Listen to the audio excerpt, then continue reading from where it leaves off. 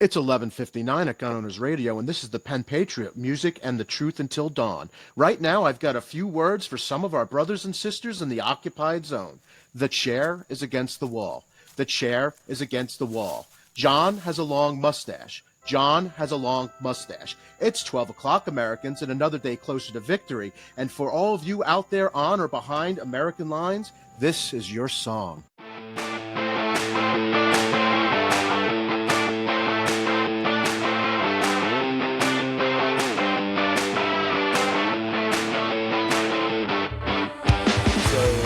Remember, we have talked a little bit about that Poway City Council member, Tony Blaine. Yes. And I was talking about how horrible he's been behaving. And we had the mayor, Steve Voss, on talking about it. I don't know if you remember that. I remember. Okay, so this is from the Union Tribune the other day. DA, the district attorney, files 5 criminal charges against Poway City Council member Tony Blaine. So this isn't just a matter of like, hey, we don't like that guy. Like, he's now been charged with 5 criminal charges. San Diego County District Attorney's Office filed criminal charges against Poway City Council member Tony Blaine. Blaine was charged in San Diego Superior Court with 4 felony counts of perjury, asking for a bribe by a member of a legislative body, soliciting a bribe, and destruction or removal of public records, along with misdemeanor petty theft. The incidents occurred between September 2024 and July 2025, according to the complaint. Blaine could not immediately be reached for comment. I don't blame him.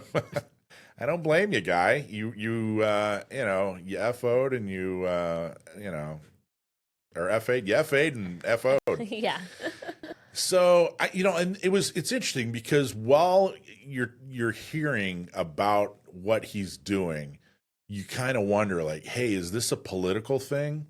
Like, does Mike just not like him because he's not a gun guy? Or does Mayor Voss, does he just not like him because he's, they're not voting the same way? No, this is legit. This guy really, really was a bad guy. Poway Mayor Steve Voss, who has been a vocal critic of Blaine, said he was not surprised by the, quote, very serious felony charges. And while it is a difficult moment for our city, Poway's commitment to integrity and transparency will not waver, Voss said.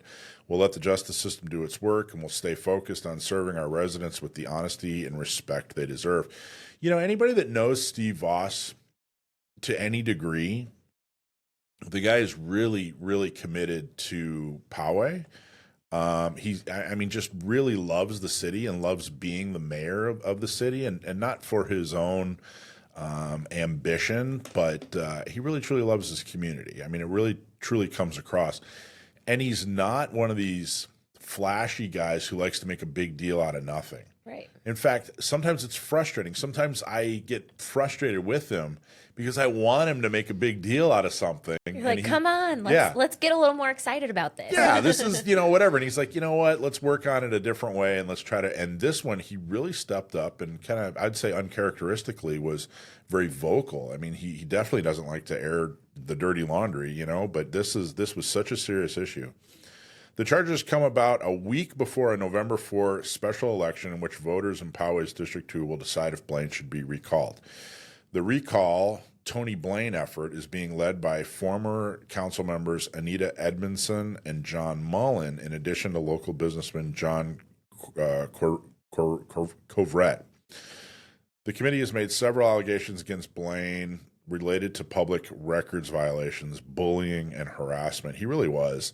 He was he's really, truly, it's such a low level of power being a city council member in Poway. Right. And he abused it so hard. He's like, exactly how much can I get away with? And he found out, Yeah, he found out. Wow, so interesting. It is. So let's see. What else? I knew what he would be charged with because I knew what he did, but they usually hold off until after an election. Covret said, we pushed the DA 6 months ago, but we're told no comment. Yeah, and that makes sense. But they were just so serious, and it was just so blatant. He's just such a bad dude that it just doesn't surprise me in any way at all. Well, Well, this has been going on for a while, right? I feel like it was like in the summer, maybe early summer, when some of this was coming out. And there was actually a censure vote in Poway in February. oh wow! So it's been going on for like his actual transgressions happened, or alleged transgressions happened about a year ago. Okay. I mean, he was just elected. That's what's crazy. He was just elected in November. Yeah. He hasn't been around for long. He didn't waste any time. Yeah, he got into office and he's like, let me start committing some felonies today. He hit the ground offending. What a jerk. I'm so happy. And it's people focus so much on Washington, D.C., and I get it. But there is so much that happens and can be done right here locally in San Diego, particularly in San Diego. This is a really bad dude right here in your background that you could, the royal you, people could have been involved with and said, hey, let's get rid of this guy. And this is where it all starts. I mean, we don't stop him now and he runs for higher office and it gets worse and worse and worse. And then we wonder why things are such a circus in Sacramento and Washington, D.C. So really, truly encourage everybody, pay attention to this stuff. You can be involved. You can make a difference right here in your backyard, which is pretty amazing. So let's see. Voss said he has a message. I like this. This is a good way to end the article, San Diego Union Tribune. Voss said he had a message for residents in District 2. Quote, there's still a job to do. Making their voice heard in the recall election is now more important than ever. And I agree. The election's coming up. Everybody needs to vote against Prop 50. But folks in Poway and District 2, you guys have an additional vote that you have to do. And that's to make sure that Tony Blaine is nowhere near power ever again. And I don't know. I think this guy's about to lose his gun rights. So I guess it doesn't really matter that he wasn't very supportive of gun rights. So yeah, no, for sure. I wonder what's going to happen. I'm interested to see kind of how this plays out. If the charges stay that strong, if he ends up serving time, or it'll be interesting to see how he gets treated. Yeah, an elected official. These are 4 felony charges. He is a medical doctor, and he's also he's in like the National Guard, I think, or the Reserves or something. He was in the some military service, and I forget exactly what. I don't mean to be disrespectful towards his service at all. I just can't remember exactly what, but he was in some kind of Reserves or National Guard. I don't think he was active duty military, but he was, somewhere in there. And anyway, being a felon, you're done. You don't get to write prescriptions anymore. Right. So, but hey, he's got no one to blame but himself. So there you go. Tony Blaine going down, being charged by the district attorney, city council member in Poway. This is a part of a series that we've been talking about. And there we go. It gets even spicier. End segment. We both clear our throats. Oh my God. This room, it gets me. Yeah, what is interesting is that his whole thing, like his whole statement was basically, I want to help, make Poway less corrupt, and it's like very funny. You like read his actual his statement, his campaign stuff. It's all about like honesty and transparency and accountability and reform and all this stuff, and it's just like, oh, okay. He was going like this the whole time. Yeah, exactly. So here's the thing. I have really become. You know what? We should have recorded that. We should have recorded that. That would have been good. Okay, but we did. Well, okay. If we're still recording, see if you can edit this out. So I totally agree with you. The thing is, I've become a big believer in projection, and people have kind of said it my whole life. Like they'll say something like, "Well, if you listen to somebody, they're going to tell you what they're going to do." And I never really truly knew what that meant, and I didn't really understand what it meant by, when people project. And the easiest example of that is if you know somebody who thinks everybody's a liar, like that person's a liar, that guy's lying, I think he's lying. Yeah. It's because the person who thinks everyone's a liar is a liar, right? They're projecting onto. Right. And this guy, Tony Blaine, you know, he was running and saying, well, we're going to get rid of all this corruption and they're doing this and they're doing that, you know. And really, if you stood back, if you were paying attention to Poway, it was like, what's he talking about? There's not much corruption happening. What corruption? And what he was doing was projecting onto, you know, he is corrupt. Yes. And he knew he was going to act in corrupt ways when he was in power. Yeah, that's really exactly interesting. what happened. So, I mean, it really is like, I don't even know what like going back. I remember when he was running, it was, I guess you kind of think to yourself like, well, you got to run on something. So it's easy to just accuse politicians of corruption. Yeah. But looking back, he was corrupt. And that's why he was, you know, allegedly corrupt. And that's why he was accusing everybody else of being corrupt. It's like that phrase of, you know, you doth protest too much. Yeah. It's like you hear a guy who, you know, reads an article about, you know, somebody beating up their wife and this guy's so mad about it. And then later on you find out that he also beat up his wife and you're like, okay, you protested a little too hard against that. Yeah. So yeah, that is interesting. When people tell you who they are, believe them, you know. There you go. I mean, there really are so many cliches and sayings and everything around that. But I'm telling you, listeners, now like look into projection, especially in politics. It's really fascinating. It's changed the way I interact with people. It's gotten to the point where I can almost tell how someone is going to screw me. You know what I mean? Yeah. Like I'm sitting there talking to somebody new, whether it's somebody who, you know, they want to get more involved in the organization or they want our endorsement or they want to know my opinion on Second Amendment or whatever. And you just kind of sit there and listen. Maybe, you know, 6 or 8 sentences into it, you're like, oh, that's how that person's going to stab me in the back. Gotcha. And you just kind of file it away and wait, you know. But anyway. That's funny. So there you go. Tony Blaine, we hardly knew ye. Good luck.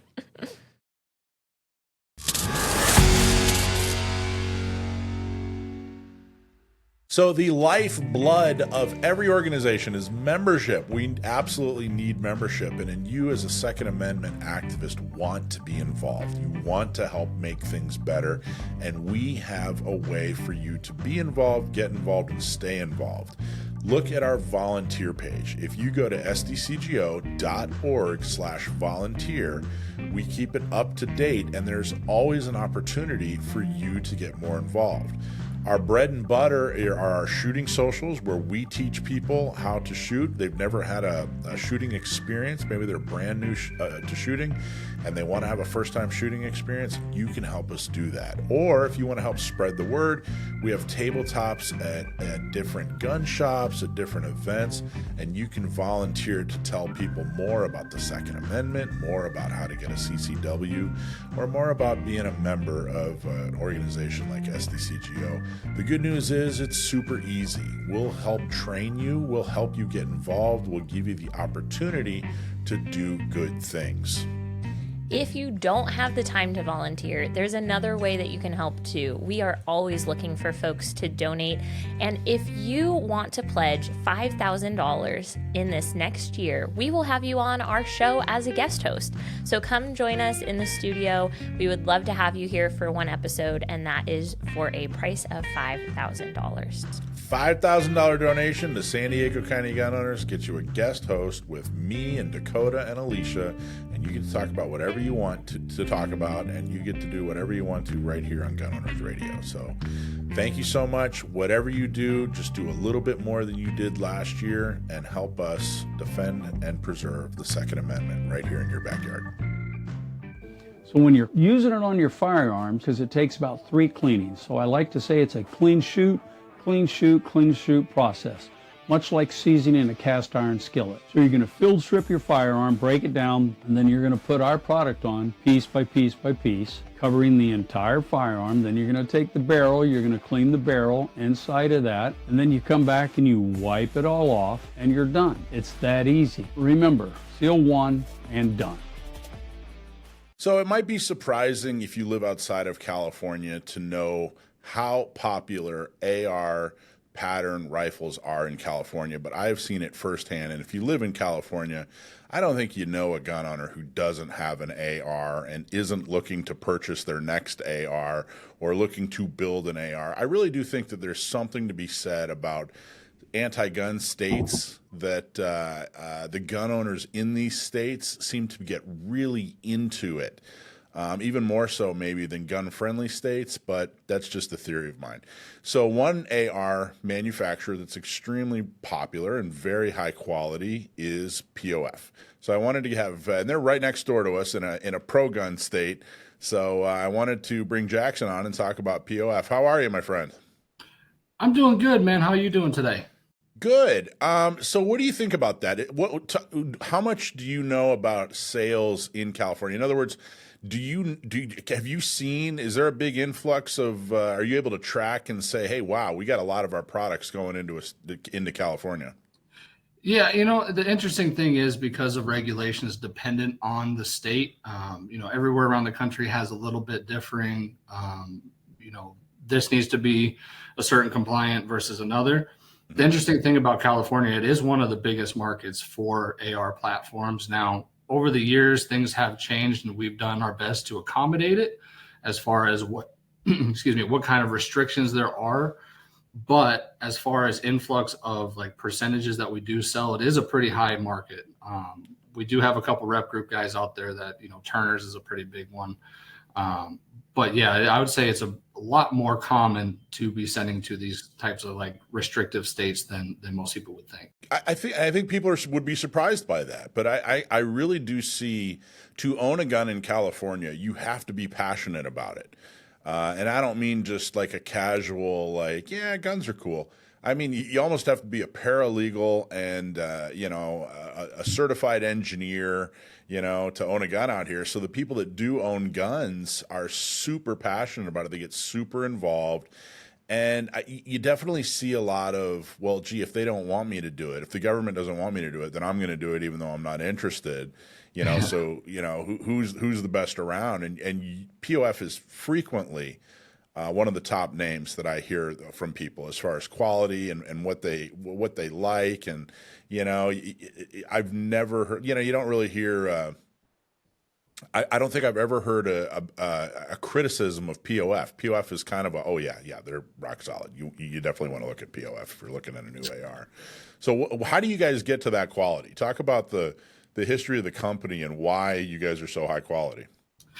Well, it really comes down to the foundation of what started us as a company, because, the true Old Testament statement that, the American dream, you start from something, you grow it, you nurture it, and hopefully you end up being successful. That really happened. And the thing that kind of separates us is that we take it personal, because it is a family owned and operated company. I married into it. I'm the redheaded stepchild. But this company legitimately started in the garage of their house, and we've progressed over, coming up on 25 odd years or so. But the top priority was making something that people would appreciate for the long haul, not just your run of the mill. I buy it, it's a good price, shoot it till it stops working, put it away. We want to build something that overachieves. Also, it'll last long enough to where you can give it to future generations, and you don't have to worry about things breaking down over time. So we over-engineer everything. But as far as the quality standards goes, we do a significant amount of it in-house. So we do a lot of our manufacturing right here in the shop, and then we also 100% U.S. made. Everything has to be have a certificate, basically meaning that it was manufactured and the material itself was actually, made in the United States. And then obviously there's people here that are putting them together every single day. But in the grand scheme of things, we just try to keep it simple, make the best quality product that we can, and we stand behind it. That's awesome. How much, what percentage approximately do you guys sell? I'm always curious about the difference between selling complete rifles and selling uppers. I remember a time, I'm old enough to remember a time when it was almost impossible to find uppers. You know, if you wanted a gun, you had to buy the whole damn thing. And now it seems like uppers are like, it's almost like an accessory. You know, you have 4 or 5 uppers, you know, per lower. And, you know, if you want a long range upper or whatever, CQB upper, whatever, you can pretty much, you know, buy whatever you want by just getting the upper. And I noticed that you sell, you know, complete firearms, but you also, you know, have a whole selection of uppers. You know, what kind of percentage is it? What's the breakdown?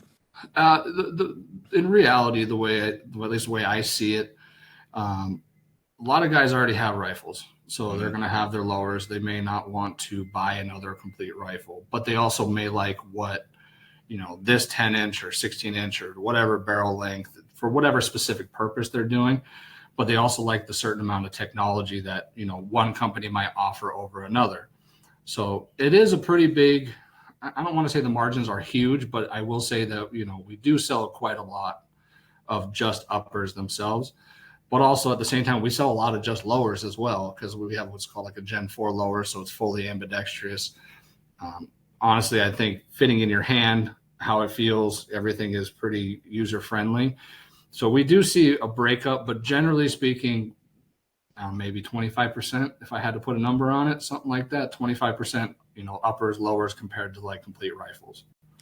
It's pretty amazing, the AR design and how popular, you know, the staying power. I mean, what are we in? We're going into like its 7th decade or whatever. I mean, it's kind of phenomenal. I mean, there have been changes, there have been upgrades, and there have been, you know, but really in the grand scheme of things, they're just kind of tweaks. It's not really that different from what we were using on day one, you know, before I was born, you know.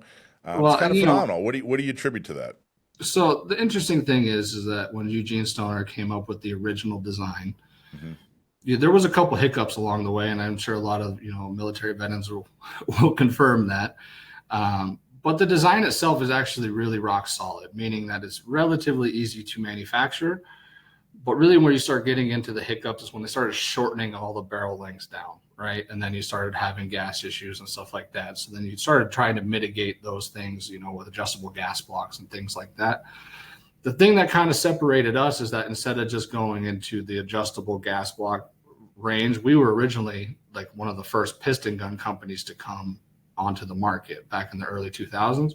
So we could actually regulate the amount of gas with the diameter of a piston, essentially. So like, you know, like an AK or, you know, any belt fed that's worth their weight in gold, they're all piston guns. So that's kind of where we took the difference to kind of set ourselves apart. But we also make a DI gun and put a little POF twist on it. But as far as everybody else making the platform, it is a pretty tried and true platform that's, you know, like you're saying, 7 decades or so. The hard part is that, you know, how do I sell another rifle to a guy that's got 9 ARs, right? As far as like a manufacturing, you know, scale, we have to go and kind of separate ourselves a little bit. So in the grand scheme of things, the AR-15, the AR-10, those are kind of the tried and true, you know, semi-auto platforms. But what we were able to do is we came out with what's called the Revolution, or the CMR. It's basically a 30 cal or 308 rifle, but it's the exact same size as an AR-15. You know, 308 power and an AR-15 platform. So little ways to tweak that original design that Eugene Stoner did all those years ago, but we were able to add, you know, a battle cartridge or a hunting round into it to where it can be a lot more user friendly through different applications. Yeah, I think, Jackson, I'm probably going to, wait do you see, I'm sure in the comments section, I'm going to get about a half a dozen guys that are going to, you know, it's totally different than it was. There have been a lot of changes. Okay, I recognize that. But essentially, you know, it's basically the same thing, you know? I mean, like I said, there have been tweaks, and we can debate over how big those tweaks have been, but it's just kind of it's amazing that he came up with this design, and it's stood the test of time and been able to be upgraded rather than just scrap the whole thing and start over. They could say, this piece isn't working, or this part isn't working, or, hey, rather than DI, let's go piston. You know, it was kind of interesting. I was up at, we were in Salt Lake City at the Gun Rights Policy Conference a few weeks ago by Second Amendment Foundation. and we went to Ogden, about 45 minutes up the road, where the John Browning Museum was. And I thought it was going to be like a sea of 1911s. And he has so many other designs that there was hardly any room to even talk about the 1911. But where I'm going with this is he tried to make a semi-automatic rifle really, really early by taking a lever action and basically putting a big old plate out in front of where the gas comes out, and then it would push the plate, pull the lever, and automatically, or semi-automatically, load a new round. And in essence, that's an AK. It was a piston-driven lever action rifle, which I thought was super, super interesting. That he picked up on that. So I know you guys do a lot of piston ARs. What was behind that decision? Because it is that's probably the biggest tweak to an AR. They're going to argue with me, Jackson. That's not the biggest. Yeah, this is the biggest. Okay, it is a significantly large change to the original design of an AR to go piston rather than DI. What was behind that decision? So if you were to break it down into what reason why, if you just look at it mechanically, it functions fine. It does what it's intended to do. But when you start looking at high rate of fires, machine guns, cleaning, heat, all of those things that you really shouldn't do to metal, which is kind of counterintuitive because that's what a firearm does. A piston gun, like most belt feds, they're going to be piston driven in one way or another. The AK, probably the most reliable rifle of all time. They all have that one thing in common, that they're a piston operated system. Essentially what you're trying to do is alleviate the amount of gas, heat, fouling, carbon, all that nasty stuff that you don't want to be in the most critical part of your gun, which is the bolt, the lockup. Obviously where the ammunition's going up feed ramps into the chamber, that kind of thing. So if you can alleviate as much stress and carbon, dirt, all that stuff off of those components, you'll extend the longevity of like springs and pins and stuff like that tend to get abused a little bit. But at the same time, you're able to redirect a lot of that heat away from it. So it helps it with longevity of those components, but it also helps you keep the gun cleaner, so you don't have to really maintain it nearly as much. But in the grand scheme of things, we kind of just went with it and ran with it. The original piston guns were somewhat loosely based off of like the FOW, the old FOW plugs, and you had like the rotating plug. And then we had a bunch of different types of pistons. So we were able to regulate not only gas pressure, so we could actually control how fast or slow the rifle cycled. And we could also control, bolt speed, all of those things without having to drill the actual port in the barrel. Because once once you drill a port, you can't ever put that material back. Right. Then you're stuck, with like flat wire springs, H2, H4, H5 buffers, all these kinds of things to try to restrict or limit the amount of pressure coming from the cycle of the rifle. But really, where it becomes a big thing is when guys start putting suppressors on them. So we have to be able to regulate all that back pressure coming back down the barrel. So we have the ability to, without modifying the gun in any real significant way, we can just change the position of our piston system to restrict the amount of gas. So then you can actually keep shooting it without having to do any major alterations to the rifle. So that was kind of like a couple different things that we did just to help mitigate a lot of what would be known as like overgassing issues. Cleaning the rifles, they don't get nearly as dirty, that kind of thing. And that also helps extend, service life. So when we do like a lot of police and military applications, they're by the book. You want to make sure that, every X amount of rounds you take it to an armory. Now we've done enough data over like the last 20 years that we can kind of see the difference between a DI maintenance program versus a piston maintenance program. And you can see how much, the life of the rifle will be extended specifically because of those reasons, if that makes sense. It does make sense. I've owned an AR since the Clinton administration. Okay. And it was always, direct impingement. Should I be intimidated by getting a piston Or, you know what I mean? Am I going to have to learn a whole new thing? Is it more difficult to break down and put back together? Or what would you say to? I guess I'm a dinosaur at this point, or at least I'm getting there. But what would you say to a DI dinosaur truther? a DI dinosaur like myself, and I want to go piston, but I'm intimidated. How do you make me feel better about it? So the biggest thing, obviously I'm going to be a little biased to our own product. We made it really simple. Like I was kind of saying earlier, keep it simple, stupid. That's that's the way I live my life. You don't need to do any extra things to have the same outcome, right? So essentially our piston system is 3 pieces. You have a piston, an op rod, and a plug. Okay, so those you can take them in and out with a click of a button, wipe them down. You don't need to put any oil or cleaner in there every now and then, but it just drops back in and clicks in place. Everything has notches, so it'll tell you what position you're in. We have great videos on YouTube that kind of explains all that. But the biggest difference is that you're able to take out those parts, maintenance them, put them back in, and in reality, I mean, I think you guys saw the Iraqi veteran 888 video. Yeah, he like really beat it up, right? He took one of your he took an AR and he like ran something like 1 billion rounds through it. Or I think it was like 2,600 rounds in like a little under like 23 minutes, which is pretty good. Talk a little bit about that.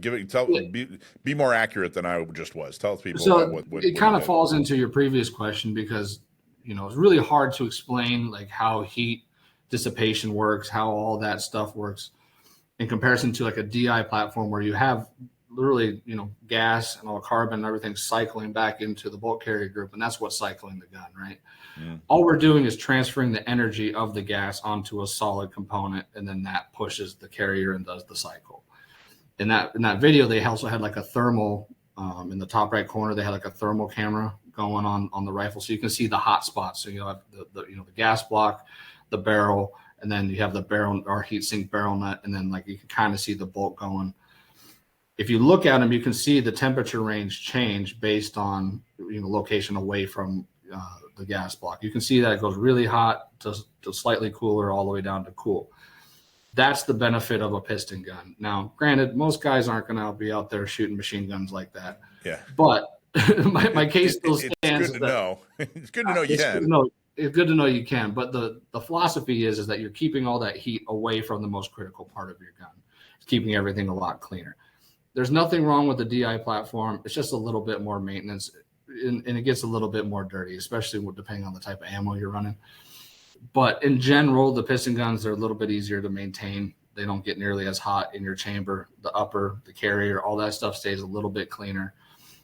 And in reality, it's just a little bit easier to maintain.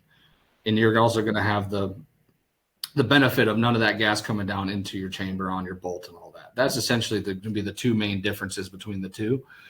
But we also offer a DI on just about every platform as well, and people like them. It is more of a whatever your taste is or whatever your opinion of the matter is. And as far as maintaining, I think you guys are Seal 1 folks too, aren't you? Like, yes, sir. Fans of Seal 1. You guys use Seal 1, right? Yeah, I mean, I want to say probably since 2013, 2014, somewhere in there. Nice. Actually, I found the guy's name out. He unfortunately passed away a couple of years. Mike Debonetto. He used to be a sales rep for them, and he came in one day. He was a friend of my father-in-law's. And I mean, we buy the big tubs. I mean, huge tubs of them. And we probably go through about 1 a month or so. Yeah. And I like it because they have a bunch of different versions. They have like an aerosol can. They have like the paste in the tubs, and they also have like a more, I guess you call it like a viscous liquid version. Yeah. What we do for all of our new platforms, everything when we're assembling them, they'll get lubed up, the charging handle carrier, that kind of thing before the initial test fire. And then we shoot them, and then they come out and they get their final assembly cleaned and maintenance and all that. The handguards installed. They'll get wiped down, cleaned, put the new application of the CO1 on there because it does help protect it. Whenever we ship guns out to distribution, we don't know if it's going to be there for a week. We don't know if it's going to be there for 6 months, that kind of thing. And depending on what part of the country you are that you're in, you might have humidity issues that we don't have in Arizona. Mm-hmm. But it helps protect it and maintain it. It also keeps all the carbon and stuff from sticking. Once you put it on there, it's a pretty good base layer. Kind of slather it on there. Whenever you go to clean it, a little bit of that stays on there. I've noticed that it's been phenomenal for us whenever we do demo days, and we're shooting 5,000-10,000 rounds through a bunch of different guns. I'm able just to take a terry cloth, wipe it up, put a new little bit on there, and you're back up and running again. It's hard to explain. I know what you're talking about as far as it leaves. I'm hesitant to say it leaves a film on there because that's kind of a naughty word. yeah, because it's not a film and it's not greasy and it's not even oily. It just kind of has this protective like layer. It's almost like a casing in a weird way. It is, yeah, but it's not greasy. Yeah, here's the thing, Jackson. I am enormously horrible at do-it-yourself anything, and I'm extremely lazy when it comes to cleaning guns, and I overdo everything. So before, I would take hoppies, and I would, just like soak it in hoppies, and then I'd, have to get all the hoppies off, and then I'd, put way too much oil on it, and I'd sit there. I never, ever got it right. I was really bad at cleaning my gun. And Seal One, this is what I do, and I've told Dwight from Seal One about this, and he rolls his eyes, but I'm telling you, this works. I take like my Glock, just this weekend, I took my Glock, and I got the gel, not the paste and not the aerosol, but that it's almost like toothpaste, Yeah. The Seal One gel for I forget exactly what they call it, and I put it all over inside my Glock, and kind of, wiped it down. It was all, covered in gook. And then I take the kitchen sink, turn it on extremely hot water, and then I run the whole gun underneath, and it just kind of takes all that gunk and all that Seal One away, and I'm left with a totally clean Glock. And I dry it off, and boom, and you get that like I said, that protective coating on it, and you don't have to lube it because it's kind of it does that lubricating, and protecting, for you, and it works perfectly. It's so easy for someone like me who has no idea what they're doing. I can't remember exactly what the demonstration was, but there's been plenty of gun cleaning guys or lubricants, and of course they approach us at all the trade shows. Yeah, you're like, hey, try this, you try that. And I've tried just about all of them. And in reality, depending on what kind of application you're going to use it on, how hard you're going to use it, how often you're going to shoot it, it's the average guy might not see any real big issue until you get on like the coastlines. You said you're in California, so Florida, right. The Virginias, all these places where the humidity really becomes a huge factor. I don't have to deal with it because I'm in Arizona. It's super dry. But I have seen guys that use traditional cleaning products, hoppies or whatever their CLPs. A lot of guys come from the military, so that's the tried and true. They put it on there, and they're still getting surface rust on all like the steel components and things like that. With the Seal One, I've noticed that you just put it on there, wipe everything down. It leaves the little bit of film. You don't really have to worry about it. The other thing that I've noticed is that when you start talking about handguns, stuff like that, a lot of guys are putting them into like ultrasonic cleaners and things like that. I haven't really, even as a manufacturer, and we have a lot of guns that we come in here and do demos with, I don't even have an ultrasonic cleaner because we pre-lube everything with the Seal One while we're out at shows, demos, all that stuff. They just stay relatively clean because whatever secret sauce they got in there, it has worked out really, really well for us in my experience. And then they have a bunch of different, products for you that kind of make it pretty simple. Bore gels, lubricant. They have the CLP Plus, which is like the paste, which is honestly my kind of my favorite one. They also have like an aerosol version. Whatever you need, really, I just go by the one finger method. So if you're using the paste, scoop it with your finger, cover everything, shoot it. When you're done, take a little cloth, wipe it all down. They have some more like in-depth cleaning stuff, but in general, it's already protected. You don't have to worry about any corrosion or anything like that. Throw a little bit more on if you're throwing it in the safe. Any steel components, put a little dab of that on there, and you're good to go. And boom, you're good to go. I agree. Let's talk about caliber. I've seen a lot of calibers come and go. It felt like 300 blackout was. I kept going back and forth. I was. We thought it was going to be a flash in the pan. Yeah, I thought it was going to be a flash in the pan. Then I'm like, oh, I think it's going to stay. And then I was like, nah, it's a flash in the pan. No, I think it's going to stay. It seems to be it seems to have stayed. It seems to be a pretty rock solid caliber. Not as popular as 5.56, but that's understandable. So, but I don't know. Is it? What's your opinion on 300 blackout? I noticed you have some 300 blackout products. So, talk a little bit about 300 blackout. So 300 blackout is what everybody thought would be the 30 caliber and the 5.56 platform, or the AR-15 platform, right? That was the whole idea. They wanted the larger bullet, smaller platform. Now, granted, we went around it the opposite way and just made a 308 that's the same size, but we do offer the 300 blackout, right? And it has its purpose. It's just like any tool, right? You have a bandsaw, table saw, hammers, whatever.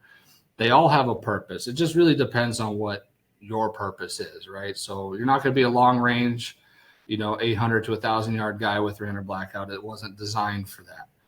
A lot of what we would call home defense rounds. I mean, subsonic guys. I don't know. I'm not entirely positive on the suppressor laws in California, but out here, it's pretty prevalent. So little short, SBRs with a can on it for home defense stuff. A lot of like the law enforcement guys are kind of going that way too.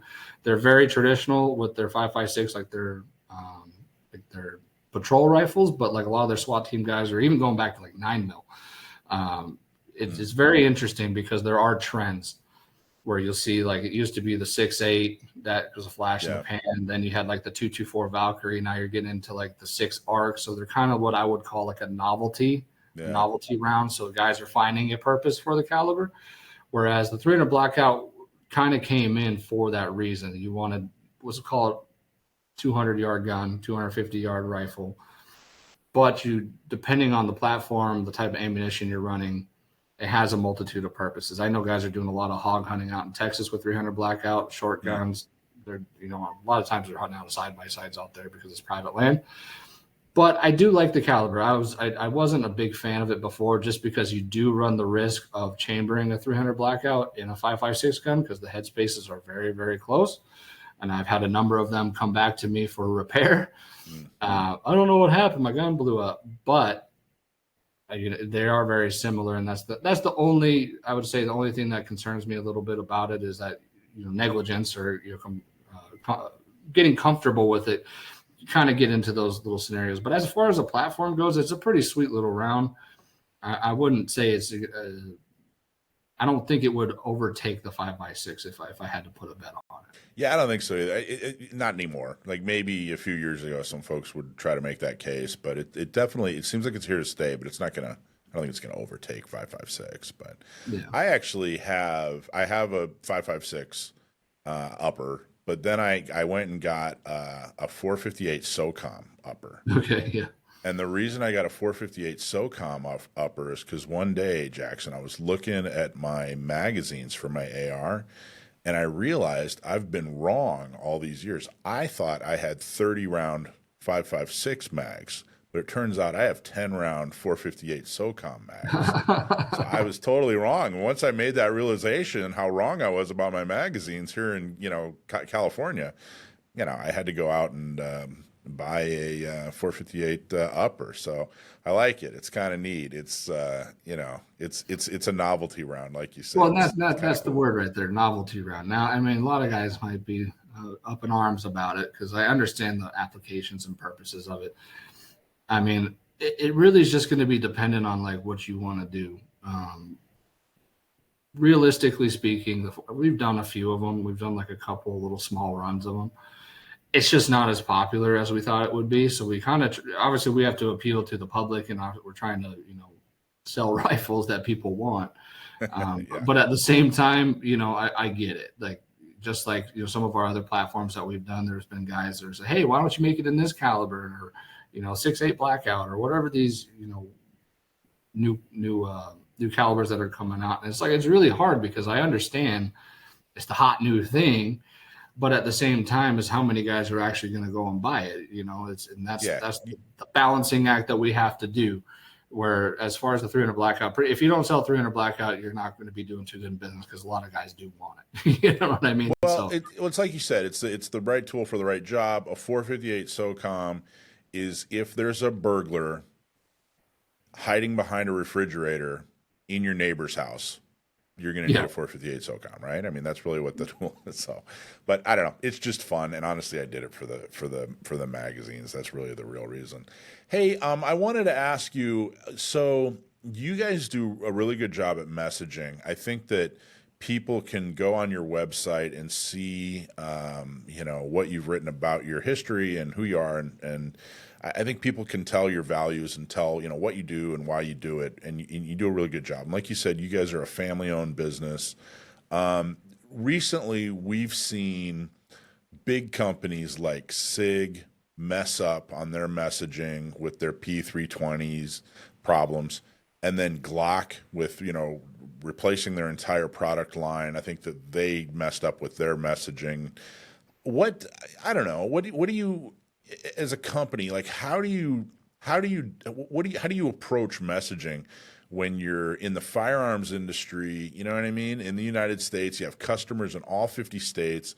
It's so different. There are so many people that are so plugged into manufacturing. It's not like it's not even like automobiles. People are, they might be a Chevy or a Ford guy, but man, people are more invested in, gun manufacturers than I think any other type of manufacturer. I mean, it's like a part of their identity. They take it very seriously. So how do you guys approach your messaging, and how do you know you're doing it right? well, that it is tough because I can't speak for SIG and I can't speak for Glock. They got their own situations going on for whatever, for better or worse. I don't know. I do know, enough guys in this industry, and obviously other manufacturers. We all go to the same shows, so you do make friendships with a lot of those guys.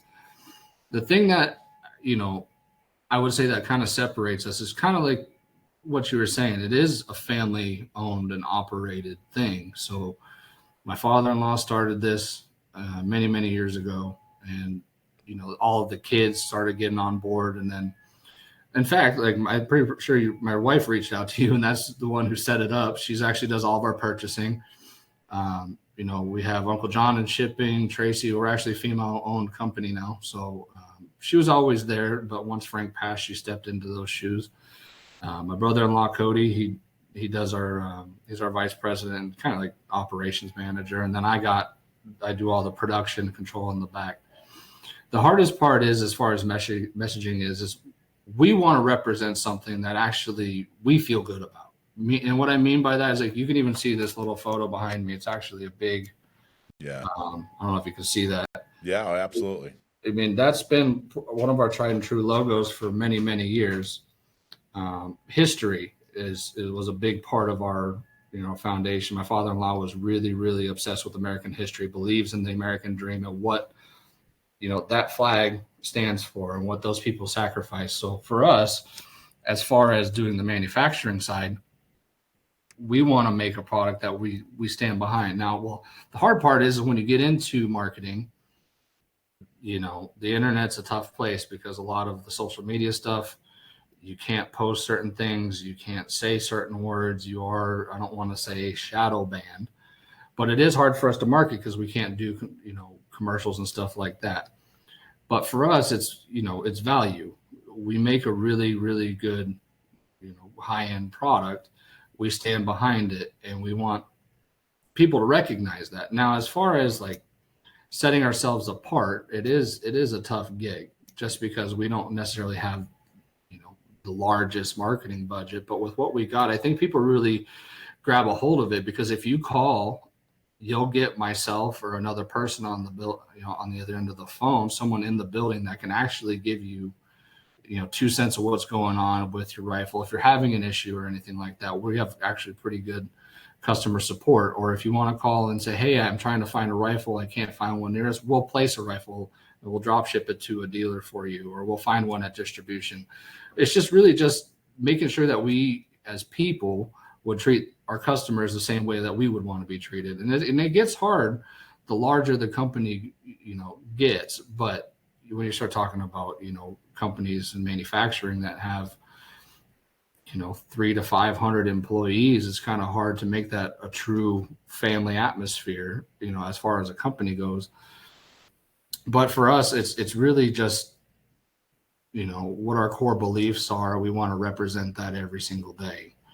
And that sounds great, as speaking it, but to be able to be a part of it every day and participate in seeing how, obviously opportunities like this to talk to you guys come up just by word of mouth, somebody knows somebody that had a good experience with us. You can't put a dollar value on, word of mouth and good experiences, or, hey, I saw this video, or this guy went on a hunt with me, or I was out at this demo event. I really like this platform. And then, you meet that guy down the road and like, they really like the product. So, it's tough to compete, but at the end of the day is that we stand firm in our beliefs that we're trying to do the best we can for the customer, but at the same time to do the best we can as far as making, in my opinion, some of the best rifles on the market. Well, I think a lot of people's opinion, some of the best rifles on the market, and I congratulate you guys for it. Yeah, I think that picture is, I think the first time I saw that picture was at an NRA annual meeting, and it really does stick out. And I think it's definitely, it's an example of a picture is worth 1,000 words. And that picture says a lot about you guys. It says a lot about what you stand for. Without, writing a single word. So I think you guys nailed it. You guys did a great job. So, well, Jackson, awesome, man. I really appreciate this conversation. I appreciate everything that you guys do. Please tell everybody that we love what POF is doing, and don't forget us, over here behind enemy lines in California. So, but we absolutely love what you do. Anything else? What else would you like? Anything else you want our listeners to definitely know about POF? If not for nothing, man, if you're ever at a show, you see one of us, don't hesitate to come up and talk to us. If you have any questions, concerns, don't hesitate to reach out to us. We have nothing but love and joy talking to people, spreading the word. If you're ever out in Phoenix, you ever come out this way, brother, you come out and see me. I'll give you a whole tour of the factory. You can kind of see how everything's done here. I'll give you myself will personally do it for you. That'd be cool, man. I might take you up on that. A buddy of mine just moved. Well, I guess he's been out there a few years now, and I keep telling him I'm going to come visit him, and I think we're going to make that happen. So I'm going to take you up on that. I'm going to come out and take a tour of the factory. That'd be awesome. Yeah, absolutely, man. Anytime, anything you need, you ever want to chat again, just let me know. Give me a holler, okay? Cool. Thanks, Jackson. Thanks for talking to us. Absolutely.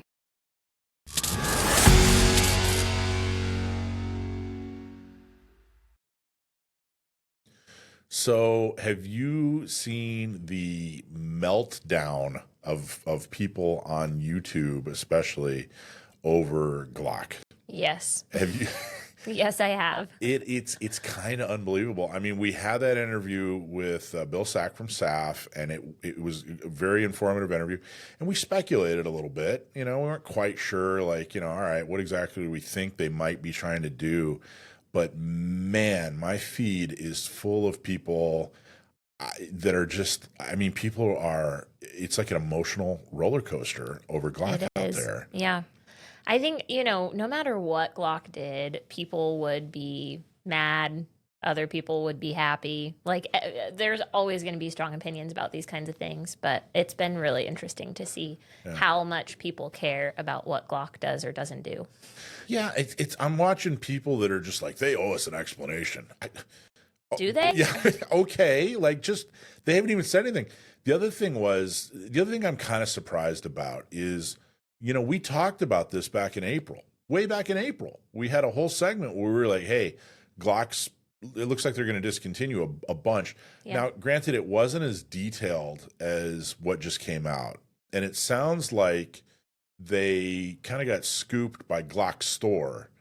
On accident, I think. Yeah. Well, I think he did it very intentionally. I think he was, right. Yeah. Glock wasn't involved, I don't think. Yeah, there's a difference between Glock, the manufacturer, and Glock Store. Yes. And I don't think Glock intended for Glock Store to come out and break the store. They weren't quite ready. Yeah. And they should have probably been a little bit more ready or whatever, but I just I guess I'm surprised that people are so surprised. I think it sounds like they're going to refresh their product line, which is great. Mm-hmm. And they are doing exactly what they said they were going to do. And oh, by the way, it sounds like the some of the ridiculous laws that are passing are going to be completely useless, because it sounds like they're going to sidestep those and say, hey, screw you guys. We're just going to do our own Glock thing like we always do. Yeah, I mean, I think if we can get Glocks in California still, that'll be a win for us. And it sounds like some of these changes have been a long time coming. We talked before about how their catalog felt a little bit, maybe wide, and they're tightening some things up. Hopefully they're gonna I clean their catalog up a little bit, make it easier for people to know which guns are what. But yeah, I don't know. I mean, I see people saying that Glock is being anti-Second Amendment and they're not fighting the fight for us and all that kind of stuff. Like, honestly, I don't feel that way about this. I don't understand where they're coming from either. I mean, first question is, what are you doing? Right. What are you doing to fight for the Second Amendment? Yeah. Other than complaining about Glock. Mm-hmm. But the other thing is, like what? I just don't. I don't know. What did you want them to do? What would have been like the perfect pro Second Amendment thing for Glock to do in this situation? Not try to update their product line to make it less easy for criminals to use their guns. Like, I feel like this was a win all around. Like, it's not helpful for Glock to be well known as like the manufacturer of choice when you're a gangbanger. The other thing is, I think, people you gotta play your position in the field. Glock is a gun manufacturer. They're not a pro Second Amendment organization. No. If you want to do pro Second Amendment stuff, NRA, SAF, FPC, San Diego County Gun Owners, there's a lot of organizations out there that do exactly that.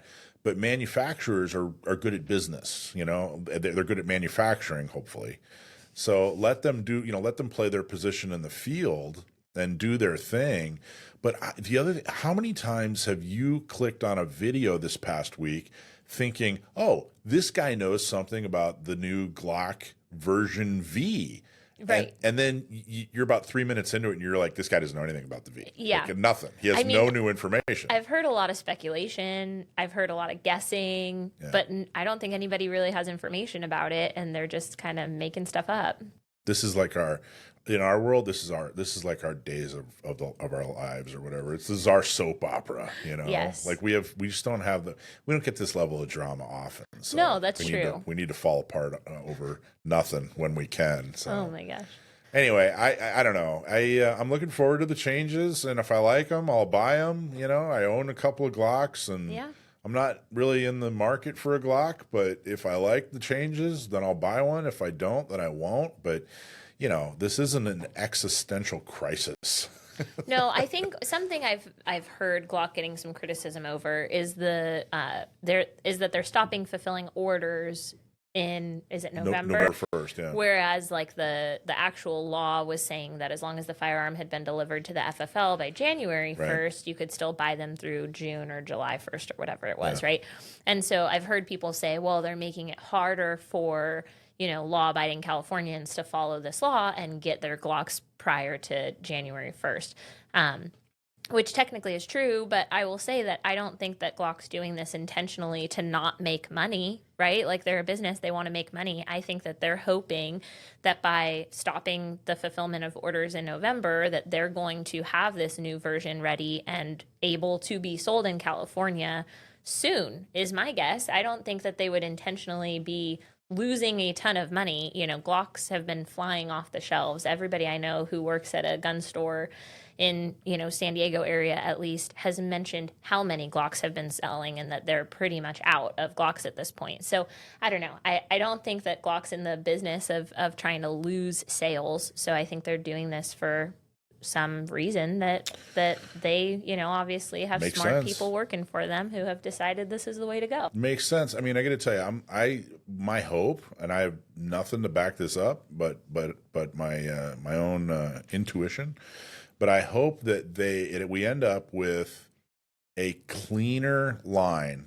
Like back when I bought my first Glock in the late '90s, and it was pretty clean. In other words, you knew what you were getting. Like, it was, now it's a little confusing. I'm not quite sure. Like, what does the X mean, and what am I getting? And how come?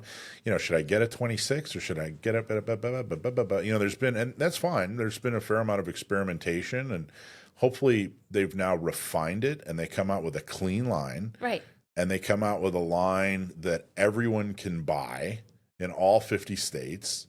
And we just move forward, and everybody's happy. I mean, I don't understand why people act like, Glock came over and, kicked their puppy or something, or slept with their girlfriend. I don't know. I mean, it's just insanity. But oh my gosh, people are always going to be opinionated. Do you have a Glock? Do you own a Glock? Yeah, I have a bunch of Glocks. You have a bunch of Glocks? I didn't know that. Yeah. Which one do you use most? Is there one you carry? No, not really. I carried a Glock 19 for a long time, for a couple of years, but it's just a little bit less comfortable. It's a little bigger than some of the other, there's better slimline options on the roster now than there were when I started carrying a gun. When I started carrying a gun, Glock 19 was kind of it was either that or the Shield, and I didn't like the Smith & Wesson Shield that much. So now that there's other options, you've got SIG 365s on the roster, you've got Springfield Hellcats on the roster, you just have better concealed carry size options. I was never a big fan of the Glock 26, so didn't really consider carrying that. But I compete pretty regularly with the Glock 17. It's a Glock 17 Gen 5 with an optic on it, and that is... Between that and my Performance Center from Smith & Wesson, those are my two competition guns. And so if one goes down, or if an optic, has an issue or whatever, I switch to the other. So I've been shooting the Performance Center as my primary competition gun, and the Glock as my backup for the last probably 6 months. But yeah, I mean, I shoot the Glock quite a bit, and then I find it's a good training gun as well, because there's so many people who come to, a Girl and a Gun, or come to private lessons looking to find out what kind of gun they want to get for home defense or for self-defense. And Glock 17, Glock 19 are just really, affordable, reliable options that are in a lot of, people's price range that they're looking to stay within. So it's always been helpful to have a couple extras for training classes and stuff. A Glock 19 is a very good first gun. Yeah. Because it can also be a very good last gun. You know what I mean? Yeah. Like you can be happy with it for a long time. Yeah. Yep. And that was my first 100%. gun, is Glock 19. I bought it right here at Discount Gun Mart in the late 90s and during the Clinton administration. And it's a Gen 2. It was lightly used when I bought it, and I still have it. And I put that new this is a few years ago now, but I had that. It was new. The Leupold Delta, that red dot. Oh yeah, that hangs off the back. Mm-hmm. It's kind of weird looking. Yeah, it is weird looking. Yeah, I like it. That's fun. Then I have a Glock 30, and it's just iron sights on my 30, and I carry my 30 all the time. I don't carry the 19 as much anymore. I've just fallen in love with the 30. Nice. I had it stippled, and and fancy. It's all fancy schmancy. So anyway, okay, so just wait for Glock to actually announce. Know that nobody out there right now knows anything. I mean, I don't know. Maybe by the time by the time you see this video, maybe they will know something. But maybe just ease up a little bit, folks. Yeah. It's gonna be okay. There's a lot of options. A lot of things are going on. Glock has a lot of smart people. Everything's gonna be okay. So there you go.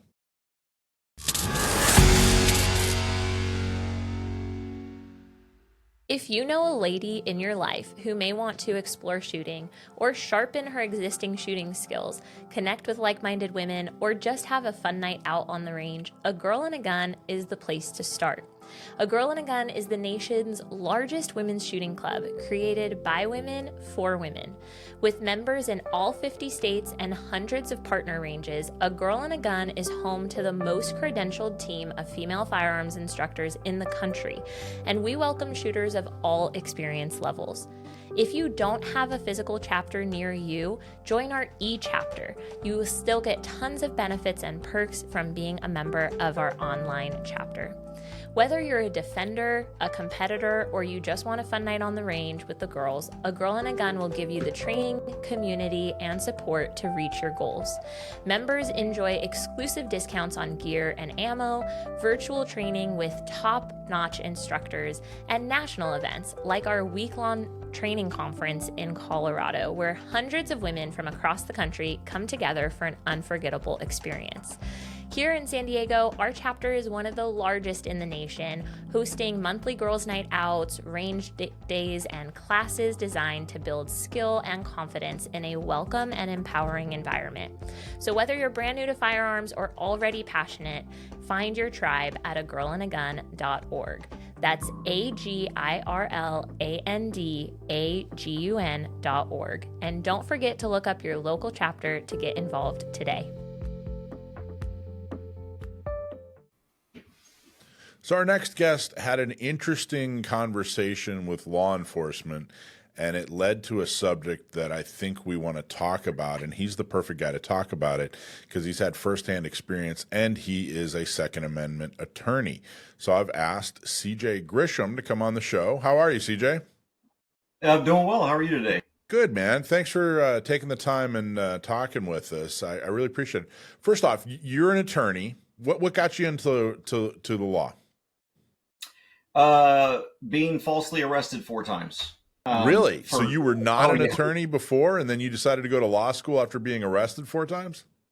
Yeah, I'm actually a 21-year Army veteran. I was a counterintelligence special agent. I did counterterrorism and counter-narcotics and stuff like that in the Army for 21 years. And then after I got out, well, actually just before I got out, I started Open Carry Texas to try and fix our gun laws here in Texas. And then through Open Carry Texas, I and many of our members kept getting arrested for lawful carry. And at one point, I finally just said, F this, I'm going to law school. And 46 years old, I went to law school. Okay, so the 4 times that you were arrested, it all had to do with open carry? Yes, I've been falsely arrested 5 times, but 4 of them were for open carry. Interesting. What was, just out of curiosity, what was the 5th time? I was filming the police harassing bikers. Okay, all right.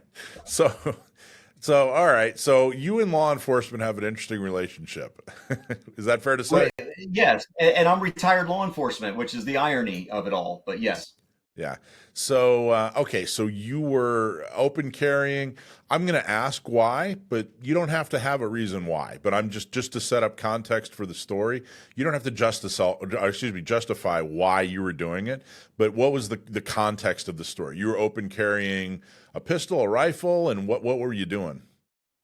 Yeah. So I'll actually answer the question why anyway, but I think it's the same answer you'd probably give, and the answer is because I can. But here's the context. The context is my son was working on his Eagle Scout merit badge, and there was only one special badge that he had to get before he could earn Eagle Scout, and that was either hiking, biking, or swimming. So I said, all right, Chris, which one do you want to do? Because I'm very involved in my kid's life. I wanted to help him out. I was like, whichever one you want to do, I'll help you get it, because they're not easy. He's like, well, let's do hiking. I said, okay. And we live out in the country. And so I said, well, go ahead and plan your routes, because he had to plan 3 different routes. It's 2 10-mile hikes and 1 25-mile hike. And so I said, just plan them out here in the country, make a big loop or something, and we'll go out there. Well, whenever I'm walking, whenever I'm in my tractor, anywhere out in the farm, I have a rifle on me at all times. And because we do have wild boars out here, we also have wildcats, the giant wildcats, not the little kittens and stuff you see in an alley. And so I always keep a rifle when I'm on foot or in the tractor in the field on me. And so when we did this walk, I had my rifle on me, and that's the whole reason for it, was really self-defense. Halfway through our first 10-mile hike, I hear a voice behind me, and I turn around, there's a police officer back there. He doesn't have his lights on or anything. I immediately put my hands down to my side, show that I'm not any threat. He said something. To me, and I was like, excuse me? And he says, because I said, how you doing? He said, fine, don't be touching it. And I was like, excuse me? And he said, don't be touching it. And I'm like, touching what? I'm like, what is he talking about? So he walks up to me and he says, "What are you doing?" I said, "We're hiking." He's like, "Oh, hiking, huh?" And then he grabs my rifle, which is in front of me, and he picks it up and he's like, "Is there some reason why you have this?" And I said what I told you at the beginning of this, because I can. I really it was a weird question for me. And so I asked it in a very inquisitive manner, like, because I can. He's like, "Oh, okay." And then he goes to take it off by unclipping my sling. Well, I had just gotten back from Afghanistan at this point. This was 2013. I'd just gotten back from Afghanistan. I'm a combat veteran. And when somebody grabs your gun, our instinct is, "Whoa, what do you think you're doing?" And so I immediately put my hand on the buttstock and the barrel. I was like, "What do you think you're doing?" But then I immediately came to my senses. So it's all of maybe half a second. Right. And then I put my hands up. However, the police officer unholstered his gun, stuck it to the back of my head in front of my child, and slammed me onto the hood of his car with the gun right to the back of my head. And at that point, that's when I turned on my camera. And the reason I had a camera, too, is because part of the merit badge is you're supposed to document your progress. And so we had the cameras so that we could film areas out there in the country while we're doing our hike, and I could take little segments and be able to provide it to the board for the Eagle Scout. So that's what happened. That's why I had my gun out there that day. I remember you telling, I believe it was your son. I remember you telling him, like, "Hey, keep the camera on me," and yes. your son filmed the interaction. I don't know. California open carry laws have changed. I know what they are currently, but I know they've changed over the last 15 years or so. What are the open carry laws in Texas? Or so what right were now, they at the time? Yeah, at the time, you could open carry a rifle anywhere. There's literally no law on where you can carry a rifle other than prohibited places, like courthouses, schools, things like that. Yeah. So you could loaded open carry a rifle in Texas pretty much anywhere. Yep. But on top of that, you were clearly dressed for a hike. And what I mean by that, I had my water pack on me. Yeah. I had my boonie cap. But you weren't. I've got skin cancer, so that's why I had the big red bandana covering my neck. Yeah, you didn't look. I mean, you didn't look paramilitary in any way. In other words, you didn't look like you were staging a protest or something like that. And you were, you know what I mean? You look like you were, out for a hike. I mean, you were wearing hiking clothes and kind of, dressed in like sportswear, really, more than, you weren't dressed suspiciously for any reason. You were also out in the country. It's not like you were, you were in a very rural area. You weren't even in a suburban area, let alone an urban area. And what do you think the deal was? Why was this cop so overzealous? I think it's a combination of two things. You've got a police officer with a power trip, and you've got a first sergeant that's hard-headed. And those two powers came together, and you've got a power tripping cop and a hard-headed first sergeant who's not going to have his rights violated. And I think in any of those kinds of situations, the cops, they don't want to lose. They don't want to back down. They don't want to recognize that they're wrong. They just want to continue to assert their power and control over the situation. I think this was just a bad cop. And this bad cop probably thought he could get away with it. And I don't play that game. I went overseas twice to fight for the very rights I was exercising that day. And I was, I'll be damned if I'm going to fight for someone else's rights in a foreign country and then come home and just surrender them and freely. It's just not going to happen. And that's really what happened that day. It was just, I didn't do as I was told. And what were the results? Did you get arrested? Did you get charged? So I got arrested. Initially, I got arrested for resisting arrest. That, of course, there needs to be an arrest for you to resist. So that charge got thrown out. Then they tried to get me for disorderly conduct. In Texas, it is a crime to carry a firearm, quote, in a manner calculated to cause alarm. They tried to get me on that, but of course, my attorney is like, well, who was he alarming? The cows? Yeah. And so that got thrown out. Then they tried to get me for walking down the wrong side of the street. In Texas, if you're in the road, if there's a sidewalk, you're required to use the sidewalk. If there is no sidewalk, you're required to walk down the side of the road facing traffic. I'm in the middle of the country. This road I'm on, you can barely fit 2 cars down anyway. And of course, but that wasn't what they wanted, because that's a Class C misdemeanor. It's a ticket. And they had to justify their arrest. So they eventually settled on interference with the duties of a peace officer. And apparently it's their duty to illegally disarm people. And when I put my hands on my gun for that half a second, that constituted interference with the duties of a peace officer. Went to trial. We won the first one on a hung jury. They retried me the second time, even more corrupt than the first one. And I was ultimately convicted of interference. And I faced up to $2,000 fine and 6 months in jail. But the jury only gave me a fine. They didn't give me any jail time, because they saw also how stupid this was. And then I paid my fine, $2,000 in nickels, because the prosecuting attorney was named Jim Nichols. So I paid my nickels for nickels. Jeez. So how does that affect your gun rights? Is that, you're done, you're over, you paid your fine and everything's okay? Or did you have to give up some gun rights for a while, or? Oh, no. I mean, I just had to give up the guns that they took from me until I was able to get them back. So Texas is interesting. Even I got my guns back as soon. Now, we appealed this. It took 4 years. We appealed it, and the courts kept finding qualified immunity, because the court said, well, he had every right to stop you because you were walking down the wrong side of the road, even though that was never mentioned. I asked him 26 times on the side of the road, what crime do you suspect me of committing? He never once said walking down the side of the road, because that's not why he stopped me. He said, as soon as I can find out you can legally carry this gun. I said, nope, that's not how the law works. Why are you stopping me? But the courts held that, just because later they argued, well, when we did our suppression hearing for the first time, the prosecutor said, so officer, was he committing a crime in your presence? And the officer said, yes. And I looked at my lawyer and like, oh, this is going to be good. What crime was I committing? And he says, he was walking down the wrong side of the road. And literally the entire courtroom erupted in laughter over this whole thing. And that was the first time we'd ever heard that. So the higher courts at the appeals level gave them qualified immunity and denied our appeals because there was probable cause for the stop. Probable cause. So I got to tell you, it's something I think about fairly often, and gun owners and our relationship with law enforcement.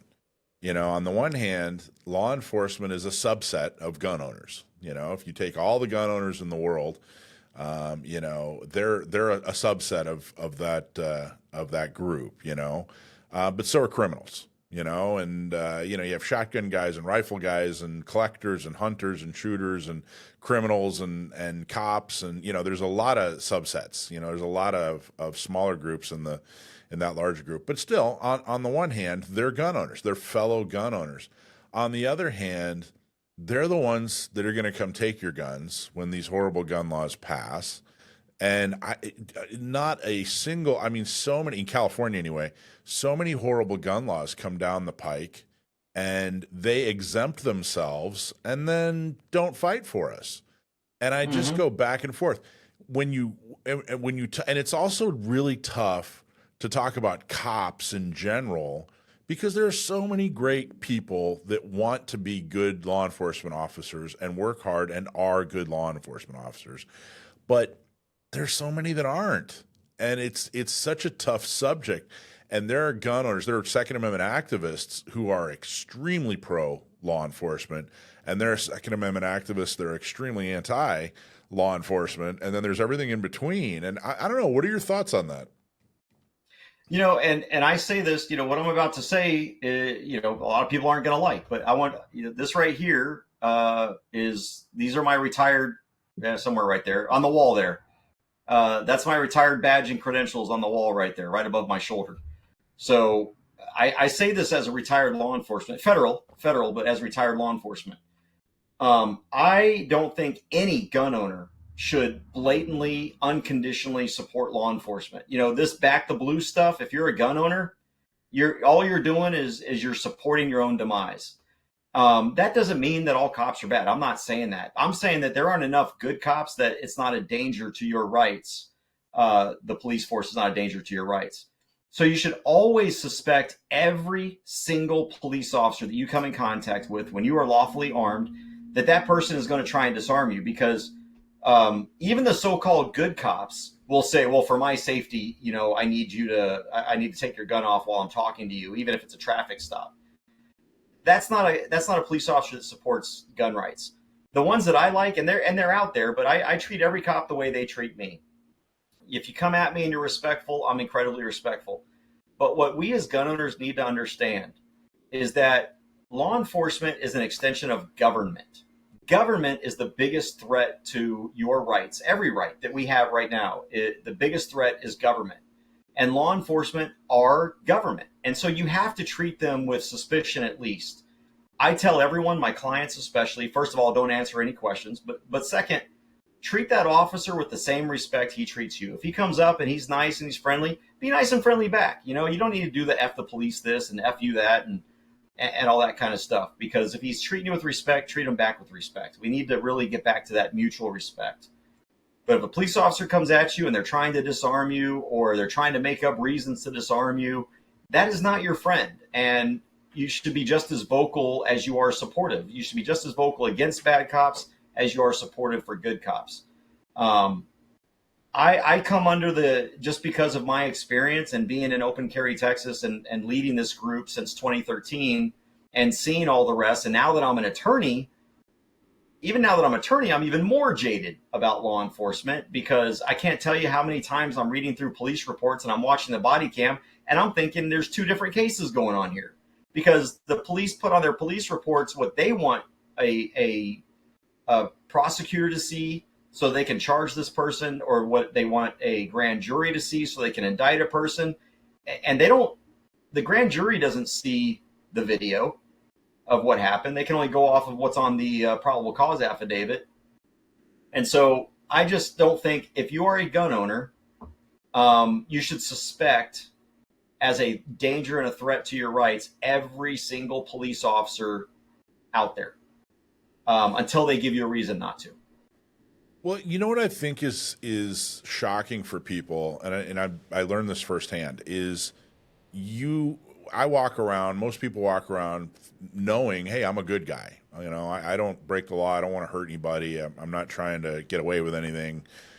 And police officers, so they think when they have an interaction with a police officer, that police officer knows that. Hey, they're here to protect and serve, and they're talking about me. They're here to protect and serve me. But the reality is that cop just dealt with, 47 scumbags that day. He's not your friend. He or she's not your friend. And oh, by the way, they're kind of trained to act like your friend in order to get, incriminating information out of you. So I think that it's a big shock to people when they're in some kind of investigation, no matter how big or small, like, hey, this guy's my buddy. This cop's my friend. I'm a good guy. This cop knows I'm a good guy. They're there to protect and serve me. And none of that's true. That cop's going to treat you the exact same way he or she treats everybody else that they interact with. And unfortunately, most of the people they interact with are scumbags and liars.